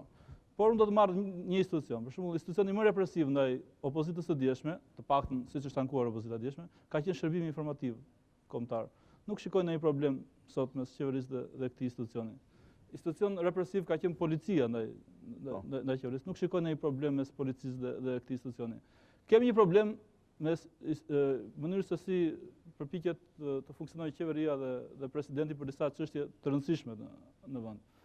Unë mendoj që ky më shumë është një problem i presidentit i cili është mësuar të funksionojë në këtë mënyrë. Ka fakte, të paktën ne kemi fakte, ne që kemi gazetarë dhe që kemi ndjekur politikën, ka fakte shumë të qarta që presion zotit Mojsiu i është bërë nga qeveria më pashme eksaktësisht në këtë mënyrë siç po akuzohet qeveria tanishme. Vajza e dytë e presidentit, Ana, më falni që po i përmend emrin, është hequr nga puna nga deputeti i Sarajat e Ministrisë së Brendshme vetëm sa ishte në konflikt me Fatasnana dhe është akoma pa punë. Dhe po të jem se Sali Berisha e marrë vë drejtore të asaj kompanisë ajrore për të gjykuar Albatrosin, sa të ka pa punë. Është ndarë dhe është rrugëtoresh Sajrë Gjizje Fatosnana me Alfred Mission. Kemi ndirë. Kompania Albatros është krijuar kur Sasha, drejtori i kompanisë, nipi presidentit, ka qenë drejtori në vend të Gazdibërës, ka qenë edhe Gazdibër, edhe Sash. Tani është Sash dhe Gazdibër, janë ndarë dy. Ka qenë i njëjti njeri, ka qenë një konflikt interesi i paparë në historinë e Shqipërisë. Kështu që ky president është institucion i kapur nga këto probleme. Ky vetëm që tani po ankohet, se më parë nuk ankohet, ka qenë më normal. Pikës pari nuk jam në dieni të këtyre gjërave. Nuk dua të përmend faktin e fundit, djalin e presidentit e keni hequr nga puna. M'fal, nuk jam në dieni të këtyre gjërave, por megjithatë, edhe në rast se do t'i konsideronim si vërteta, edhe në rast se me emra vajzat e presidentit, nipat janë këto. Ana është hequr nga puna nga Fatosnama. Mero, përmendja e emrit nuk është provë. Përmendja e emrit është thjesht provë, sa është njëri gjallë në televizion. Dhe presidenti po më dëgjon. Nëse ajo që ka rëndësi përsëri, edhe në rast se do t'i merrnim për të vërteta brenda anomalisë së sistemit pas sistem të punëve në Shqipëri, se ky është problemi kryesor, as nuk vrasojmë të personit që ti përmende me kapjen e presidentit përmes një shantazhi mafios për të larguar prokurorin e përgjithshëm. Janë dy gjëra. Nipi presidentit ka qenë në vend të Gazdibërës dhe ka hap kompaninë që domethënë kjo e bën akoma më të rëndë çështjen. Kjo e bën akoma më të rëndë. Në rast se ka kompania një problem dhe ky problem shfrytëzohet për të bërë pikërisht këtë kapje mafioze, kjo e bën akoma më të rëndë situatën. Pra, ne le mos hapemi gjërë sepse përsëris fakti që sot bas një viti qeverisje. Po debatoni për fakti që sot bas një bilancin e konflikteve me institucionet. Fakti që sot bas një viti qeverisje bëhen gjithmonë më të nevojshme. Referencat në të kaluarën tregon që kjo qeveri ka të shtuar. Fakti që sot bas një viti të ardhshëm do thuaj do bëj këtë ta krahasojmë atë tani se s'kemë këtë krahasojmë.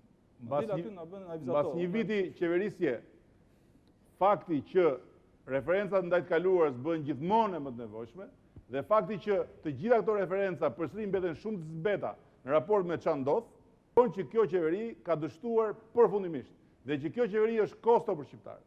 Është vetëm kosto për shqiptarët.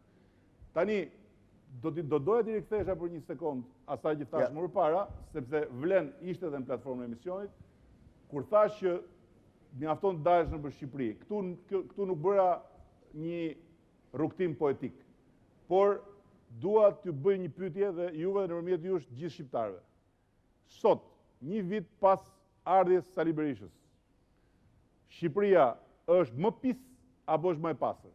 I keni parë malet e plerave që janë shtuar në të katër anët, kudo ku shkon, kudo ku ecën, keni parë gjatë gjithë Bregdetit se çfarë plerash janë akumuluar dhe nga ana tjetër, a e dini se sa është numri i ndërtimeve pa leje që kanë plasur me ardhjen në krye qeverisë Sali Berishës, sepse një gjë unë e pata paralajmëruar që kur u hap problemi i legalizimeve, që legalizimet duheshin bërë, kjo nuk diskutohet. Që legalizimet i kemi lançuar ne, edhe kjo nuk diskutohet, është fakt historik. Që rruga për t'i bërë legalizimet ishte ajo që thoshim ne, këtë do t'a provoj koha.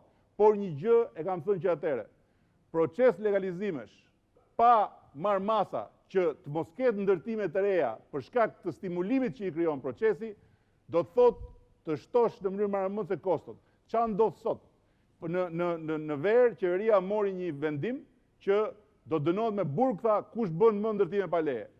Vetëm në Ksamil janë bërë 340 ndërtime pa leje gjatë kësaj periudhe. Një aset i pa zëvendësueshëm është shkatruar dhe është shkatrohet për ditë vetëm për shkak se 340 të reja janë rreth 1000 e ca, por në rast se i referohemi premtimeve të zotrisë, zotria tha që do të prishen të gjitha ndërtimet pa leje në zona turistike. Në zona turistike ka plasur ndërtimi pa leje si kolera.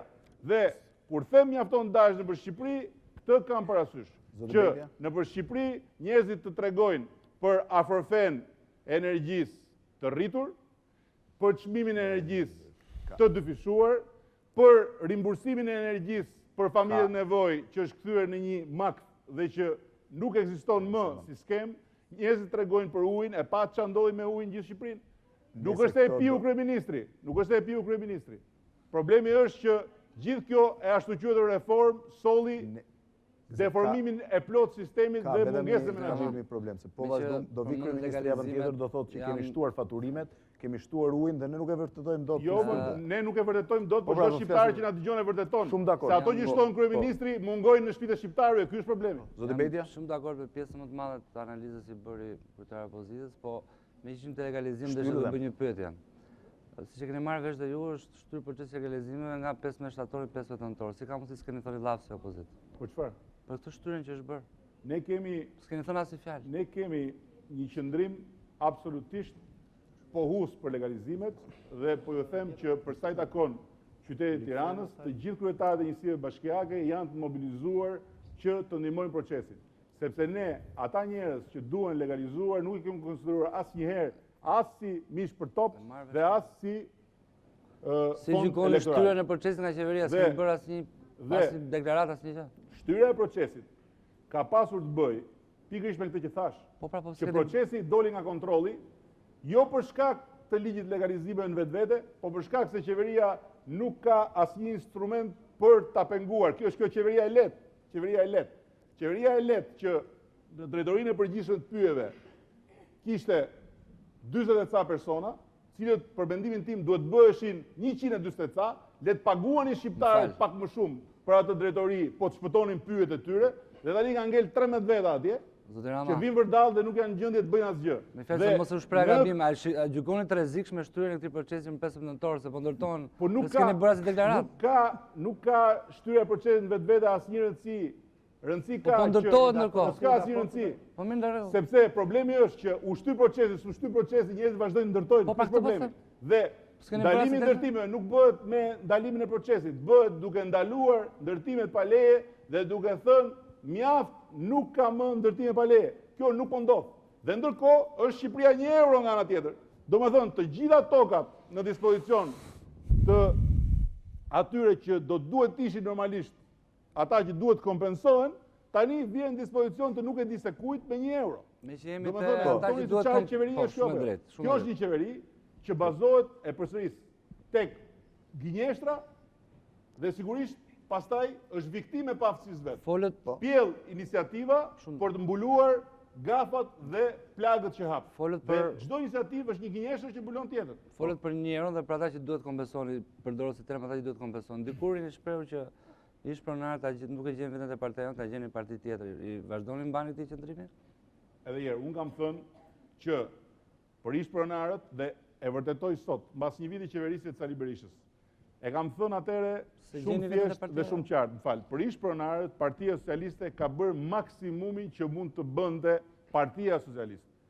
Dhe kam thënë që partitë e tjera kanë programe ku pretendohet se ish pronarët janë një prioritet më i madh se sa që janë për Partisë Socialiste. Nuk e shikoni këtë çështje drejtësie, çështje pronësie. Çka do të thotë, më falni një sekond, çka do të thotë që sot mbas një viti, është vetëm Partia Socialiste ajo që gjithsesi ka bërë, ai sa ka mundur, po ka bërë për pronarët, duke disbursuar disa të holla.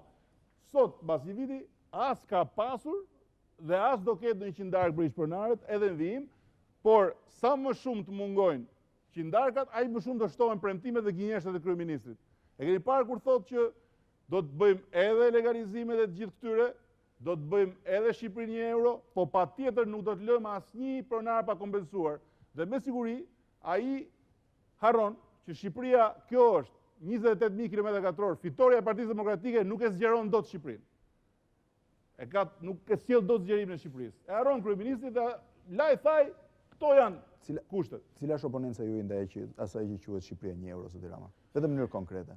Shiko, këtu ka i problem edhe me shifrat dhe me Shqipërinë 1 euro dhe me gjithë ato që thotë kryeministri. Normalisht, në një sistem racional dhe në një qeverisje racionale, shifrat vinë mbas analizës faktike. Kurse këtu, kryeministri lëshon shifrën dhe pastaj lëshon gjithë që të analizojnë dhe të nxjerrin shifrën. Kryeministri thotë, ne thotë kemi ulur 300% shpenzimet, se nuk e tha, tani një gjë nuk ulet dot 300%. Se po unë nuk ulem dot 300%, unë ulem 100% dhe nga 1,98 bëhem 0. Po që t'ulem 300% duhet shkojnë në tokë. kryeministri i uli 300% shpenzimet. Tani, e kupton shifrën, mirë po ai e thot atë.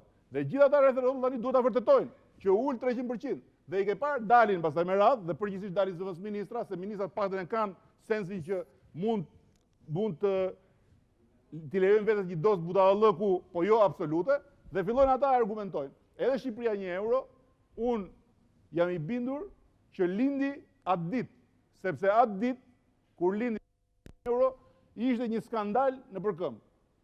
Dhe skandali lindi Shqipëri 1 euro, pastaj ulshuan ata tani dhe hajde si ta bëjmë 1 euro. Por ai që është problemi, në rast se i referohemi si nisëm, është ky, që po qese merret si shembull, ajo që ka ndodhur në Gjermani, fillim të procesit të riunifikimit, apo në vende të tjera, kur u përdorën formula si për shembull një mark, një fabrik. Kjo është e pa imagjinueshme në vendin tonë. Nuk mund të realizohet. Sepse nga njëra anë, çfarë do marri me 1 euro që do vi? Çfarë do marri? Do marri atë gjë që s'ka asnjë vlerë dhe që do ndërtoj nga e para. Po energjinë e munguar, po gjykatat për ta mbrojtur, po facilitetet për të shkuar për të ardhur deri atje, po konjunkturën e përgjithshme të tregut, ku i ka? Prandaj, investitorët serioz, nuk është problemi se nuk vinë në Shqipëri se nuk e duan me 10 euro, po e duan me 1 euro, se mund ta marrin dhe me 5 milion, apo mund ta marrin dhe 100 milion.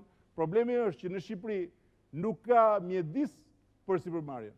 Në Shqipëri nuk ka rregulla loje, në Shqipëri nuk ka një sistem që e garanton sipërmarrjen. Në Shqipëri sipërmarrja, si thuhet, do ta bëjmë tecin. Jo, nuk do ta bëjmë tecin.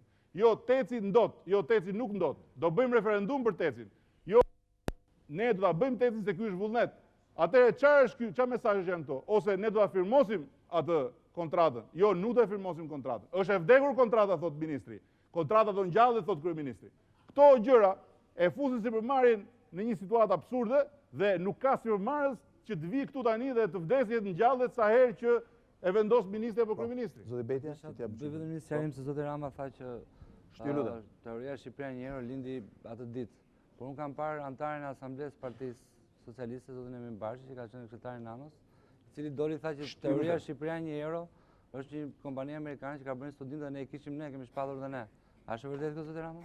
Atëherë, aq më keq akoma me siguri atë ditë në zyrë, zoti Berisha ka hapur një shtator dhe ka lexuar këtë projektin. Ju s'keni një euro dhe ka dalë dhe ka thënë në mbledhje, unë nuk kam dieni për këtë projekt, mund të ketë qenë një projekt në shtator nga dosjet që ju lan zoti Berisha, se mos harrojmë që e mori qeverinë me dosje mbi tavolinë dhe do këtë rastiu që ka hapur atë ditë atë dosjen dhe ka thënë 1 euro gjë e madhe, po dalë dhe po e themsi fjalimi për keshin, që mori fjalimin nga kompjuteri dhe ishte fjalimi që kishte mbajtur kryeministri para ardhës. Edhe mbajti një fjalim. Po, vetëm po, të lutem. Si ka mundësi që ju që keni qenë partizani të kësaj teorie në praktikë, se pasi keni dhënë sipërmarrësve tuaj për shqiptar hapësira me 1 euro, jeni kundër kësaj teorie? Nuk jam kundër teorisë, për zotin. Unë them që kjo nuk funksionon sepse është tërësisht e paartikuluar.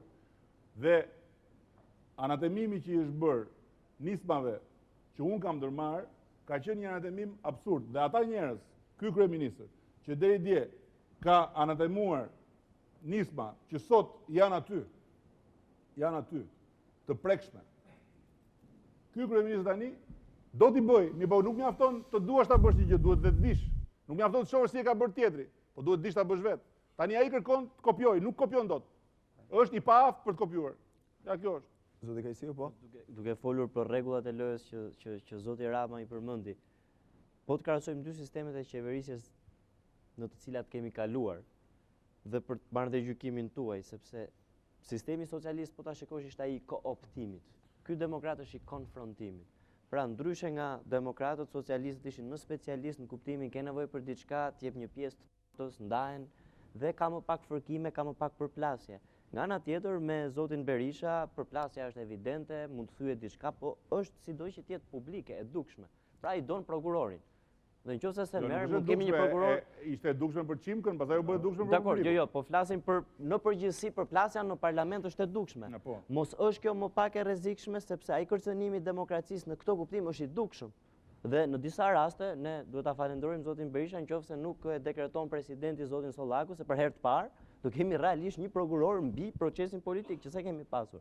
Ndërsa sistemi i kooptimit socialist, dhe këtu ju fuz dhe ju si kryetari i Partisë Socialiste, që është më pak me fërkime, është më pak problematik në kuptimin e përplasjeve, por mund të jetë më i rrezikshëm se është e eliminon themi konkurrencën ose kompeticionin për cilin flasim, qoftë në biznes, qoftë në administrat, në një mënyrë më pak të dukshme, do të thonë, si këto dy sisteme, apo një sistem i tretë që mund të jetë vizioni juaj, nuk e di.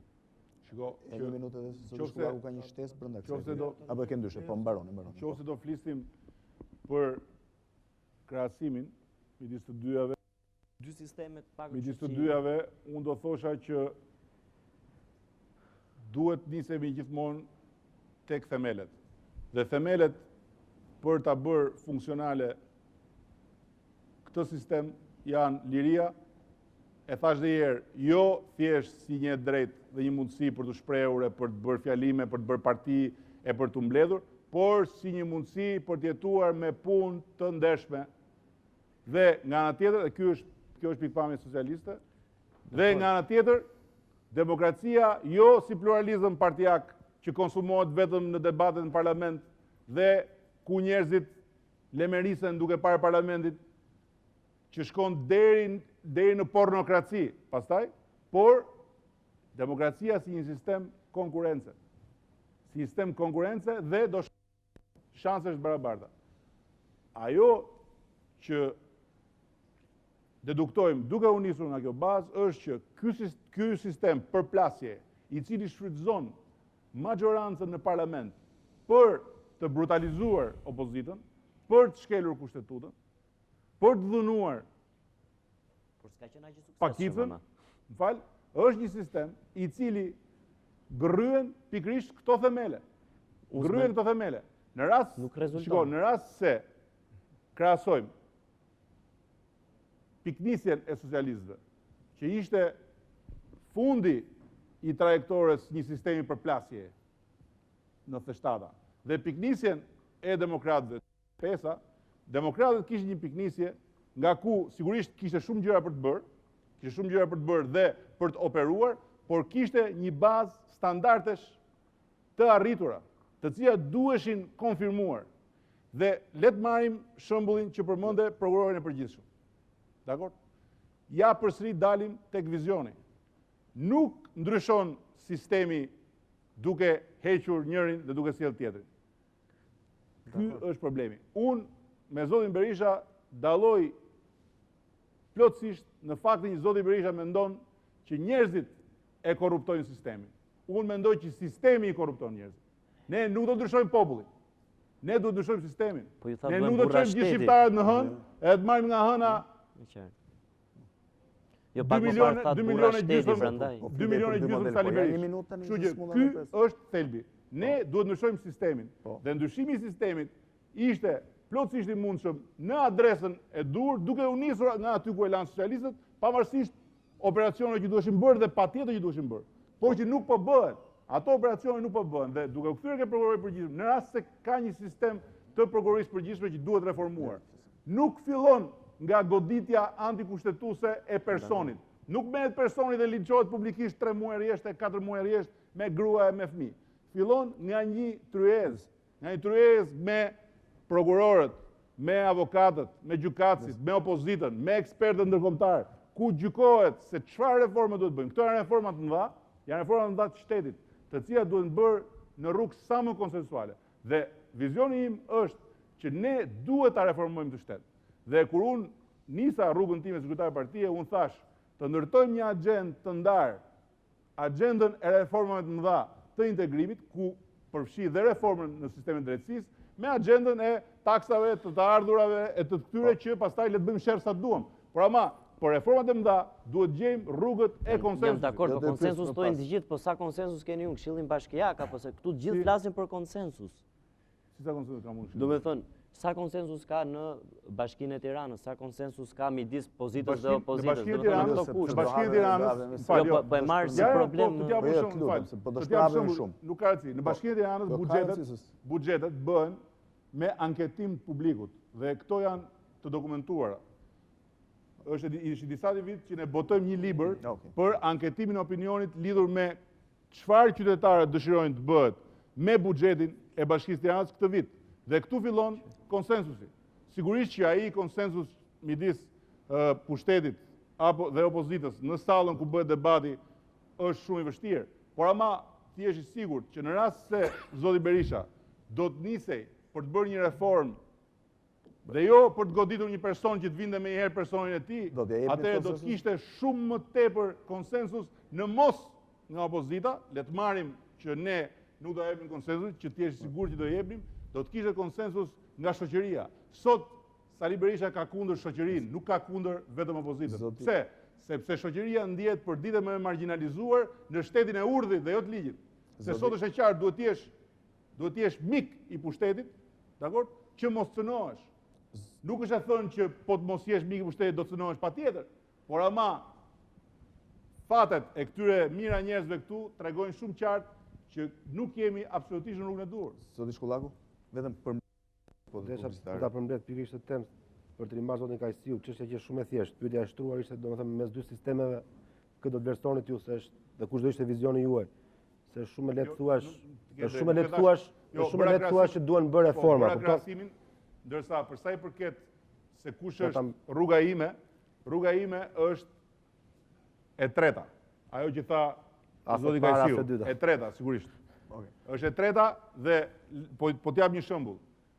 Unë nuk kam, ta shpjegoj, unë nuk kam problem që të them që ne ende sot si Partisë Socialiste nuk e kemi programin qeverisjes.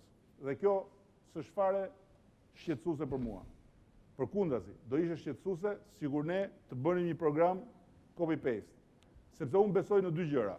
Besoj që Shqipëria ka nevojë për një program qeverisjes absolutisht të ri, një program qeverisjes që të jetë një oponencë jo e Sali Berishës, po e gjithë tranzicionit, dhe ky program nuk mund ndërtohet me po të njëjtët ekspertë që shkruajnë po të njëjtën histori, që e përkthejnë nga po të njëjtat burime, por ky program mund ndërtohet në rast se ne ndërtojmë një sistem analize të 15 vjetëve dhe një sistem komunikimi me të gjitha grupet e interesit që ne kemi filluar ta bëjmë. Dhe marr shembullin e bujqësisë.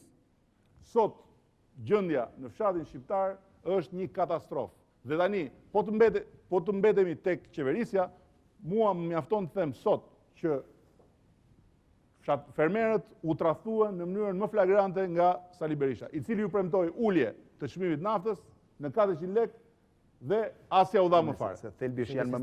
Por kjo do të ishte oponenca për qeverisje një vjeçare. Në rast, por ama, kur ne do të dalim me propozimet tona, kur të vit dita që të marrim mandatit, ne do duhet të themi si do ta bëjmë ne. Dhe sot ne kemi filluar punën që të marrim mendimet e atyre që jetojnë fshatin dhe që i shohin dramat që kanë ndodhur në fshat për shkak të prishjes sistemit dhe të mos ndërtimit një sistemi të ri, në mënyrë që të bëjmë analizat bazuara sa tek qytetarët, aq edhe tek modelet më të mira. Ka të bëjë programin e qeverisjes, ne po diskutojmë për sistemin e lirive dhe kishim dy sisteme. Jo, i dash përgjigje lidhur me kishim dy sistemet për t'u referuar sa që tha zoti Kajsiu, sistemi socialist në pashëm, ku çfarë problemi ka pas sistemi socialist me lirit? Po diskutojmë, ku gjithçka ishte mbuluar, ku qeveria kryeministri mund të qeveriste me zvendës ministra në mënyrë antikushtetuese dhe presidenti i Republikës mos ta ngrinte zërin, sepse do punsonte të afërmit e tij në shtet, pra që për mua është dhe kjo kapje, pavarësisht se nuk është me çimka, po është me poste zyrtare. Kemi plot raste tjera të korrupsionit në emërimet në qeveri, kemi plot raste ku kundërshtarëve politik apo kundërshtarëve brenda sistemit i ofrojnë diçka për të mbyllur gojën, qoftë dhe mediave ka ndodhur një rast i tillë me qeverisje socialiste, ku bëshin fushata vazhdimisht shpërndarje parash etj për të qetësuar situatën, dhe kemi rastin e konfrontimit me institucionet që po bën qeveria e zotit Berisha, për cilën unë jam dakord që ka konfrontime për mua që janë antiligjore. Ju thatë një përkufizim që ky sistem i zotit Berisha po gryen themelet e shoqërisë shqiptare.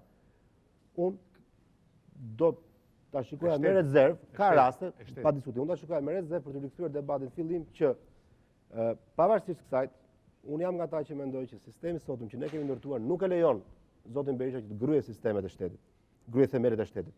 Pse? Sepse ne kemi raste ku zoti Berisha vërtet tenton ta heqë prokurorin e përgjithshëm, por nuk po arrin dot qëllimin. ku drejtuesit e institucioneve të tjera janë po ata që kanë qenë. Ku zoti Berisha ka tentuar disa herë të kalojë dhe ligje që ka rënë kundërshtim me një pjesë të opinionit qytetar dhe është detyruar t'i kthejë mbrapsht. Kemi zotin Berisha që e thatë përmendet si shembull dobësie, dhe këtu keni gjykoni me dy standarde për mendimin tim, që thatë që është rikthyer prap dhënës Alp Telekomit kompanisë turke. Si gjykojmë me dy standarde? Është kthyer prap FT-s për blerjen e energjisë. Pra, ka kuptuar që ka bërë deklarat gabim, ka kuptuar që ka rënë qafë kot qeveria dhe është tërhequr mbrapsht. Ju tani thoni pse të riqet ky? Do të shkoj deri në fund. Më fal, kemi marrëveshjen, ta mbaroj Edi Rama. Kemi marrëveshjen mes mazhorancës dhe opozitës për KQZ-n, Këshillin Drejtues të Televizionit dhe Këshillin Kombëtar të Televizionit. Zoti Berisha ju thatë që do të shkojë deri në fund, ky është njeriu që do dëmtoj shtetin e tij. Ai u tërhoq dhe ju thatë vetë që zoti Berisha u tërhoq. Pra në këto tërheqje vlerësoni që sistemi, nuk po them zoti Berisha që s'mund ta thoni kurrë, po besoni se sistemi që ne bashkarisht kemi ndërtuar detyron zoti Berisha dhe ju nesër nëse jeni në pushtet mos bëni ato gabime që ka bërë Nano më parë dhe Berisha në 2007. Para se të përgjigjeni spotet publicitare edhe një herë dhe rikthehemi për 30 minutën e fundit.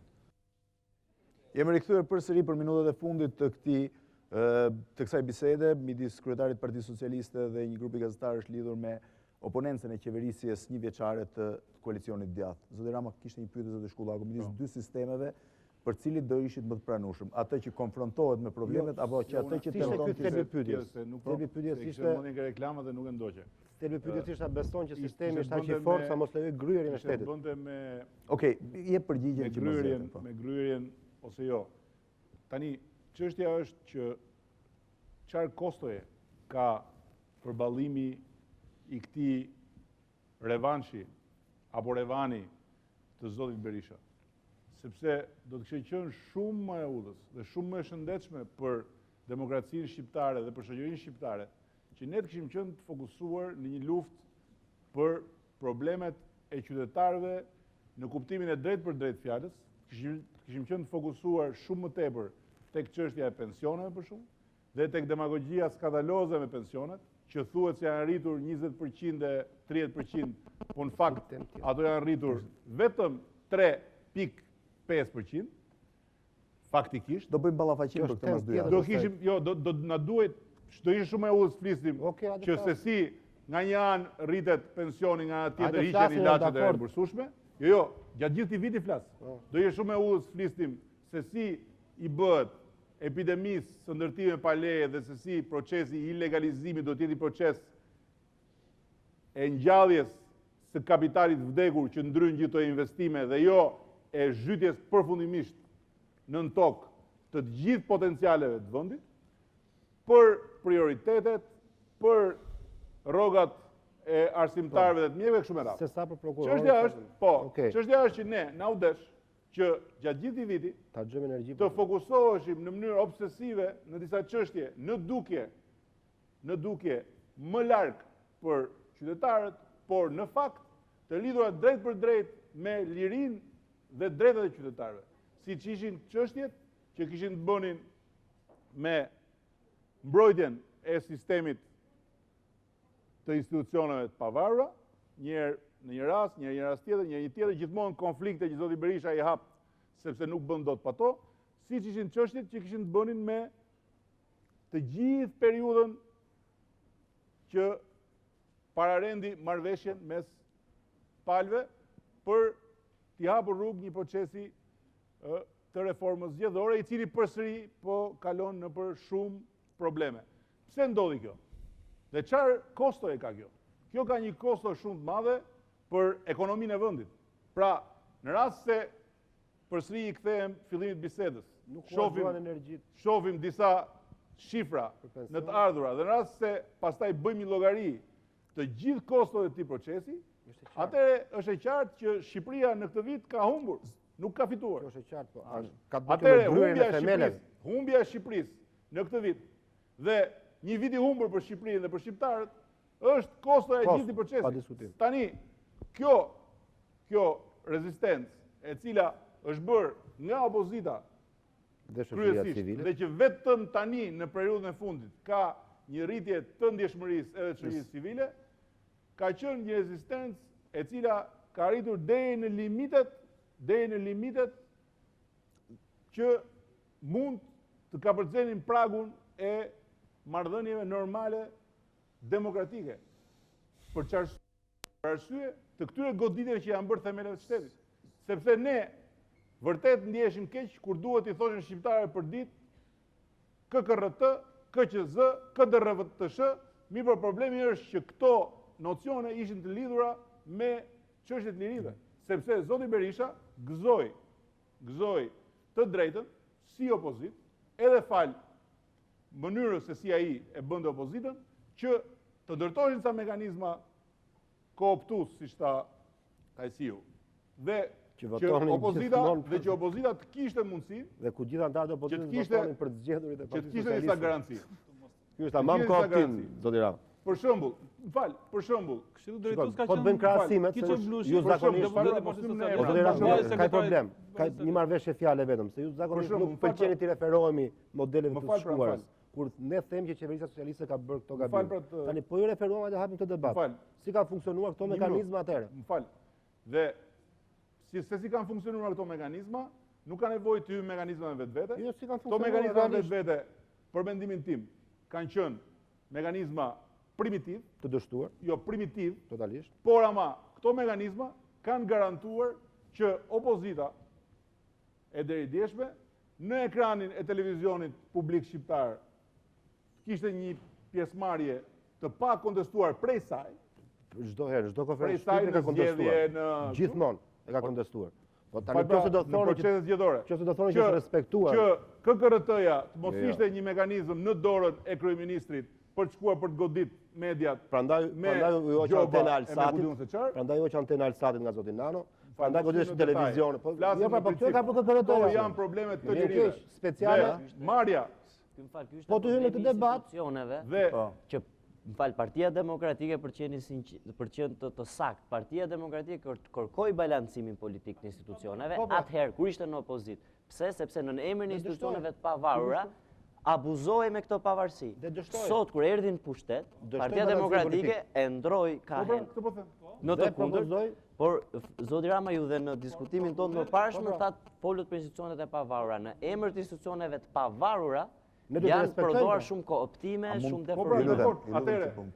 Por jam dakord që me ardhjen pushtet PD-ja... Jo, po vim përsëri në këtë pikë. Do me thënë, nëse këto mekanizma, të cilët ishin mekanizma garantues për opozitën, e deridjeshme.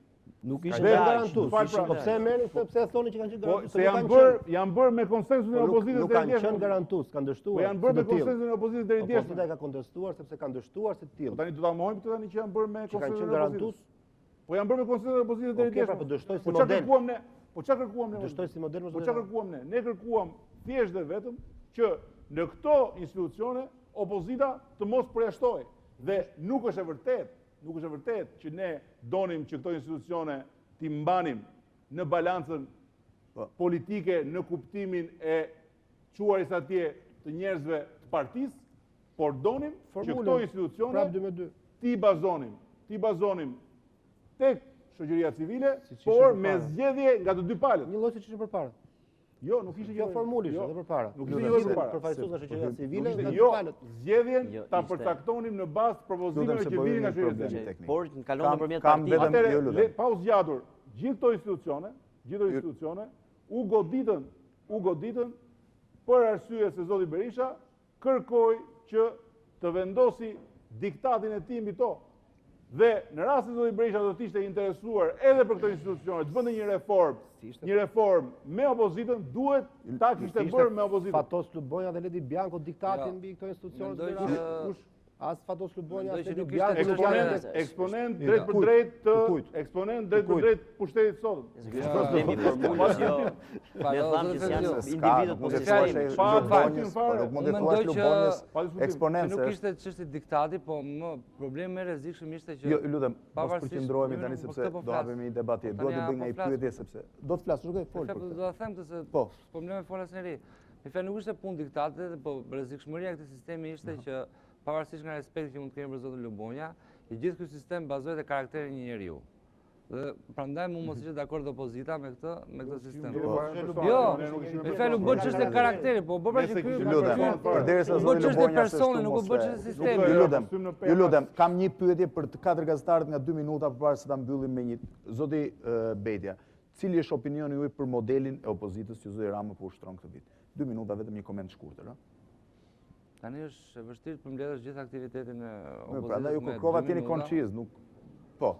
Unë mendoj që pavarësisht se vetë eksponentë socialiste quhen të dështuar marrëveshjen e zotit Rama me PD-n, e Partisë Socialiste me PD-n, mendoj se kjo është një nga arritjet e opozitës në këtë një vjeçare.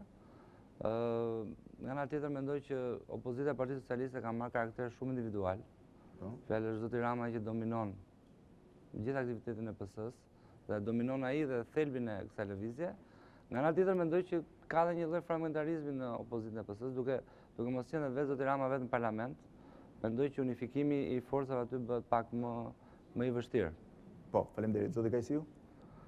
Pa dashur të përsëris kolegun, unë do thej që opozita që kam parë më paktën deri tani më kujton një të shprehjen që Berisha në shtëpi, PD-ja në pushtet. Më duket sikur kjo është opozita e zotit Rama, sepse është fokusuar e gjitha tek Berisha, në mungesë të një programi që ju thatë që është në bërje sipër, më kryet përshtypja që po erdhi Bamir Topi në kryet PD-s, ose kryeministri, nëse është një nëse shumë e madhe, duket sikur PS-ja do ketë paktën për një farë periudhë një vakum se çfarë do thotë, sepse Berisha nuk është më, nuk ka një kritik themi sistemike për mendimin tim, kështu që prandaj po them Berisha në shtëpi, PD-ja në pushtet.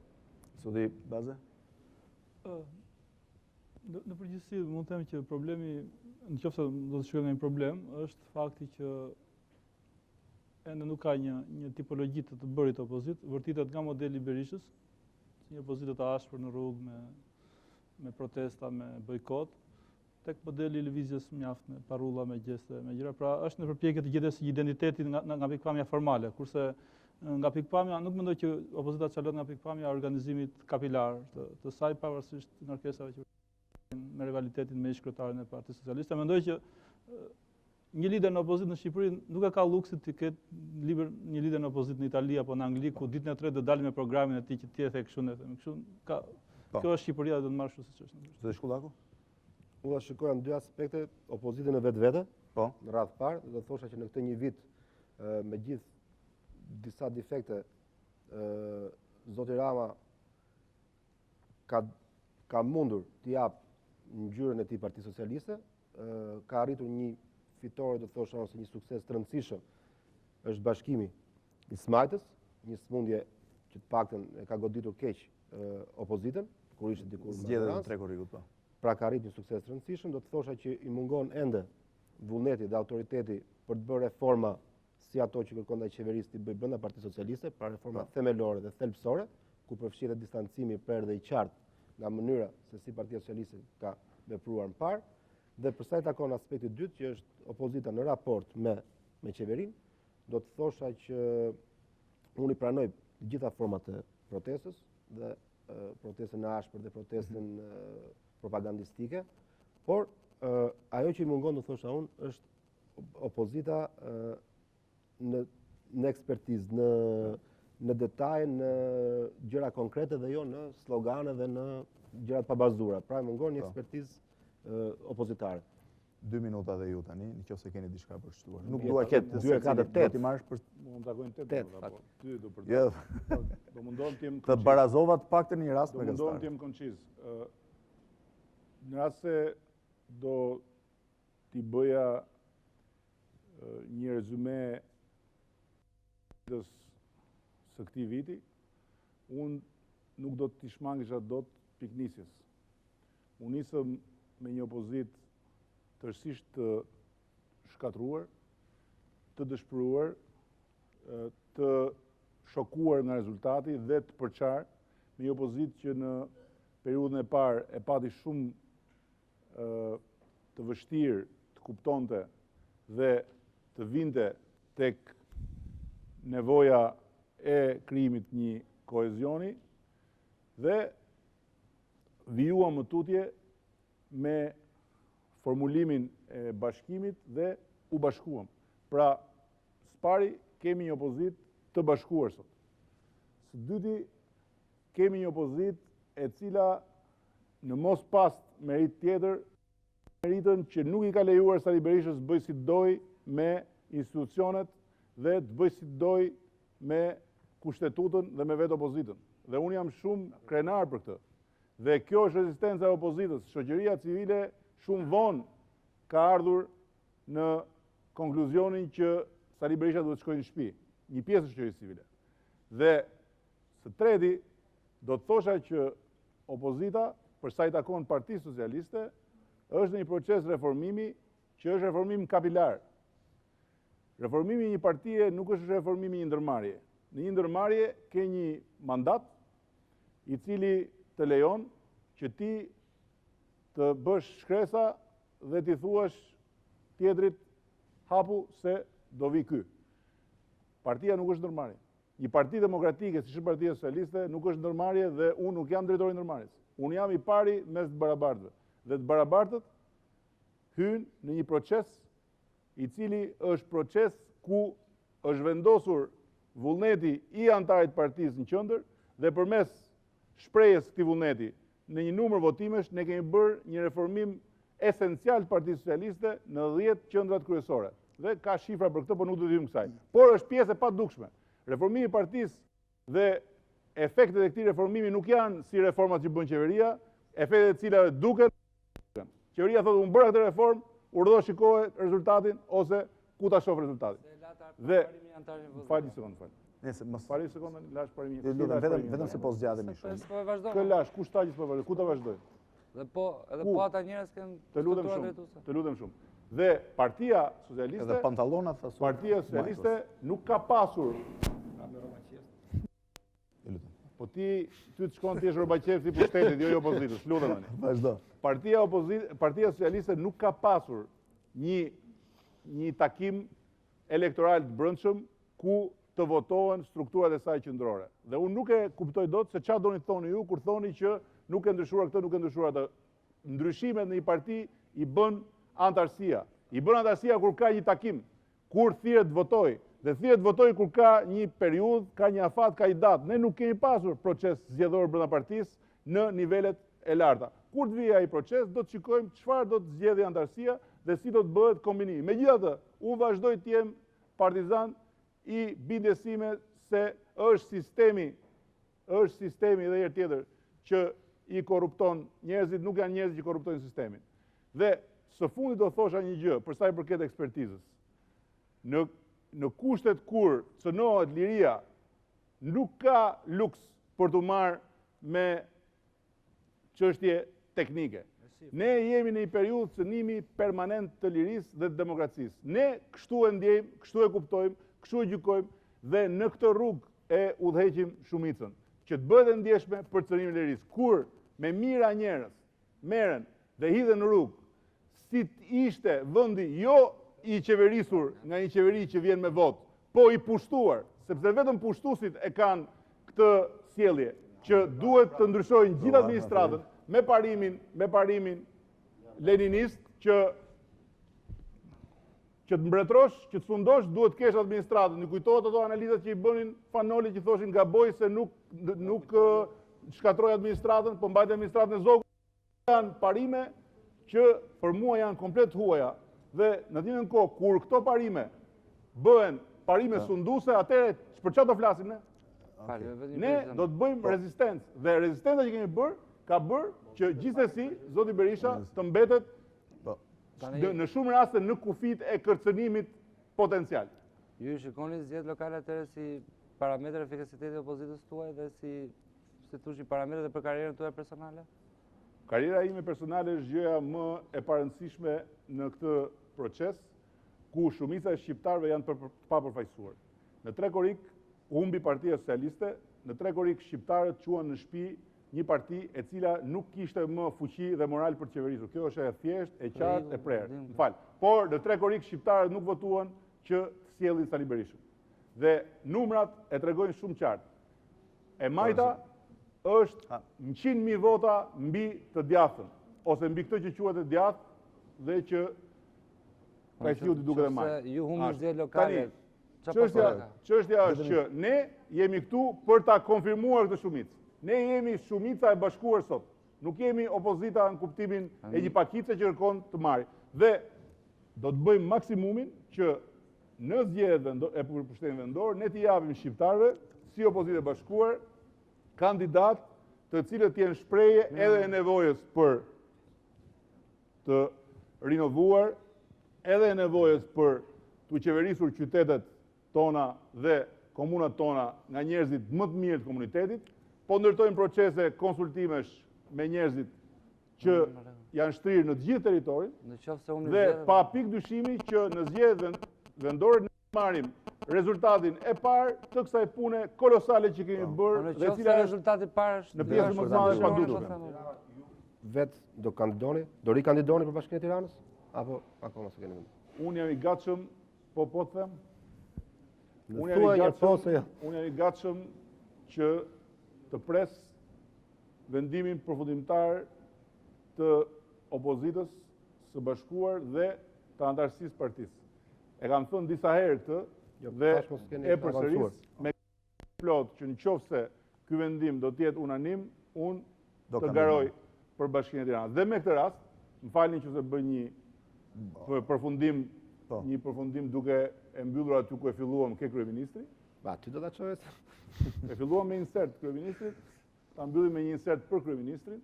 Kam dëgjuar disa herë nga kryeministri dhe nga eksponent tjerë të Partisë Demokratike që kërkesa jonë për të shtyrë zgjedhjet është një kërkesë që ka të bëjë me frikën time për garën në Tiranë. Ose me idenë për të shtyrë mandatin tuaj në Tiranë. Dhe unë nga që kam frikë, dua të shtyr mandatin. Kryeministri ka dhënë një datë 17 dhjetor, që është një datë absurde, antikushtetuese etj. Unë e kam tërësisht parimore kërkesën që të shtyjmë zgjedhjet, ashtu si të gjithë përfaqësuesit e tjerë të opozitës, për arsye që s'është vendi janë debatuar javën e kaluar. Janë shumëta, duke pasur parasysh qoftë dhe vetëm faktin që vetëm numërimi i votave në ato temperatura është i pamundur. Do ta kishte thënë përpara. Është i pamundur. Nëse mos hapim këtë debat. Lutem se e kam pasur javën e kur vendosen tre kushtet. E kam thënë gjithmonë. Kur vendosen tre kushtet, se e kam pasur këtë debat, mos ma hapni më se duhet ta mbyllim. Lutem. Tre kushtet ishin tre kushte për të zhbllokuar procesin. Megjithatë, unë jam shumë i gatshëm që në 17 dhjetor të bëjmë zgjedhjet për Bashkinë e Tiranës dhe kryeministri ta gjej kandidatin, se ai e ka probleme me kandidatin, se kemi ne. Jo. Jam i gatshëm që në 17 dhjetor ne të garojmë për Bashkinë e Tiranës dhe ta shikojmë në Tiranë se për kë voton populli i Tiranës dhe po të doj kryeministri dali dhe vetë kandidat, po të doj dali dhe me filindohen nga ata që do ta kenë shumë të vështirë të lënë mandatin e deputetit se të lihumin të dyja dhe para arsi një vit deti pushim dhe erdhi pranë parlament, këtyre mund t'i duhet të rinë më shumë pushim, se s'dihet si shkojnë punët. Kështu që unë jam i gatshëm. Në 17 dhjetor ta bëjmë zgjedhjen në Tiranë dhe të mbyllet një herë mirë kjo histori banale me një kryeministër që ka fatkeqësinë që prej një viti harron që është aty për të qeverisur dhe rri merret gjithë ditën me fjalime, me thashetheme, me historira, me akuza, me skandale që prap janë kosto. Atëherë, zoti Rama ju premtoi që javën e ardhshme në ballafaqimin e kryeministrit me gazetar do ta nisë me një insert tuaj nga fjala e sotme. Kështu që barazoheni. Nisë me këtë të fundit. Padyshim me këtë të fundit ju jap fjalën dhe ti do ja thuash përpara emisionit, po jepi edhe. Nuk ka nevojë se duhet ta ketë marrë vesh. Zisat griu. Po s'duhet i kthej batuta zotit Rama se vazhdimisht do thotë pasaj që keni me opozitën. Të nderuar teleshikues, ka mbaruar për kë bisedë për rreth 2 orë 30 minuta dhe rishjemi përsëri të njëjtën e ardhshme në një ballafaqim po të njëjtit format të kryeministrit dhe përfaqësues shtypit lidhur me një vit ose me bilancin e një viti qeverisje. Natën e mirë dhe mirupafshim.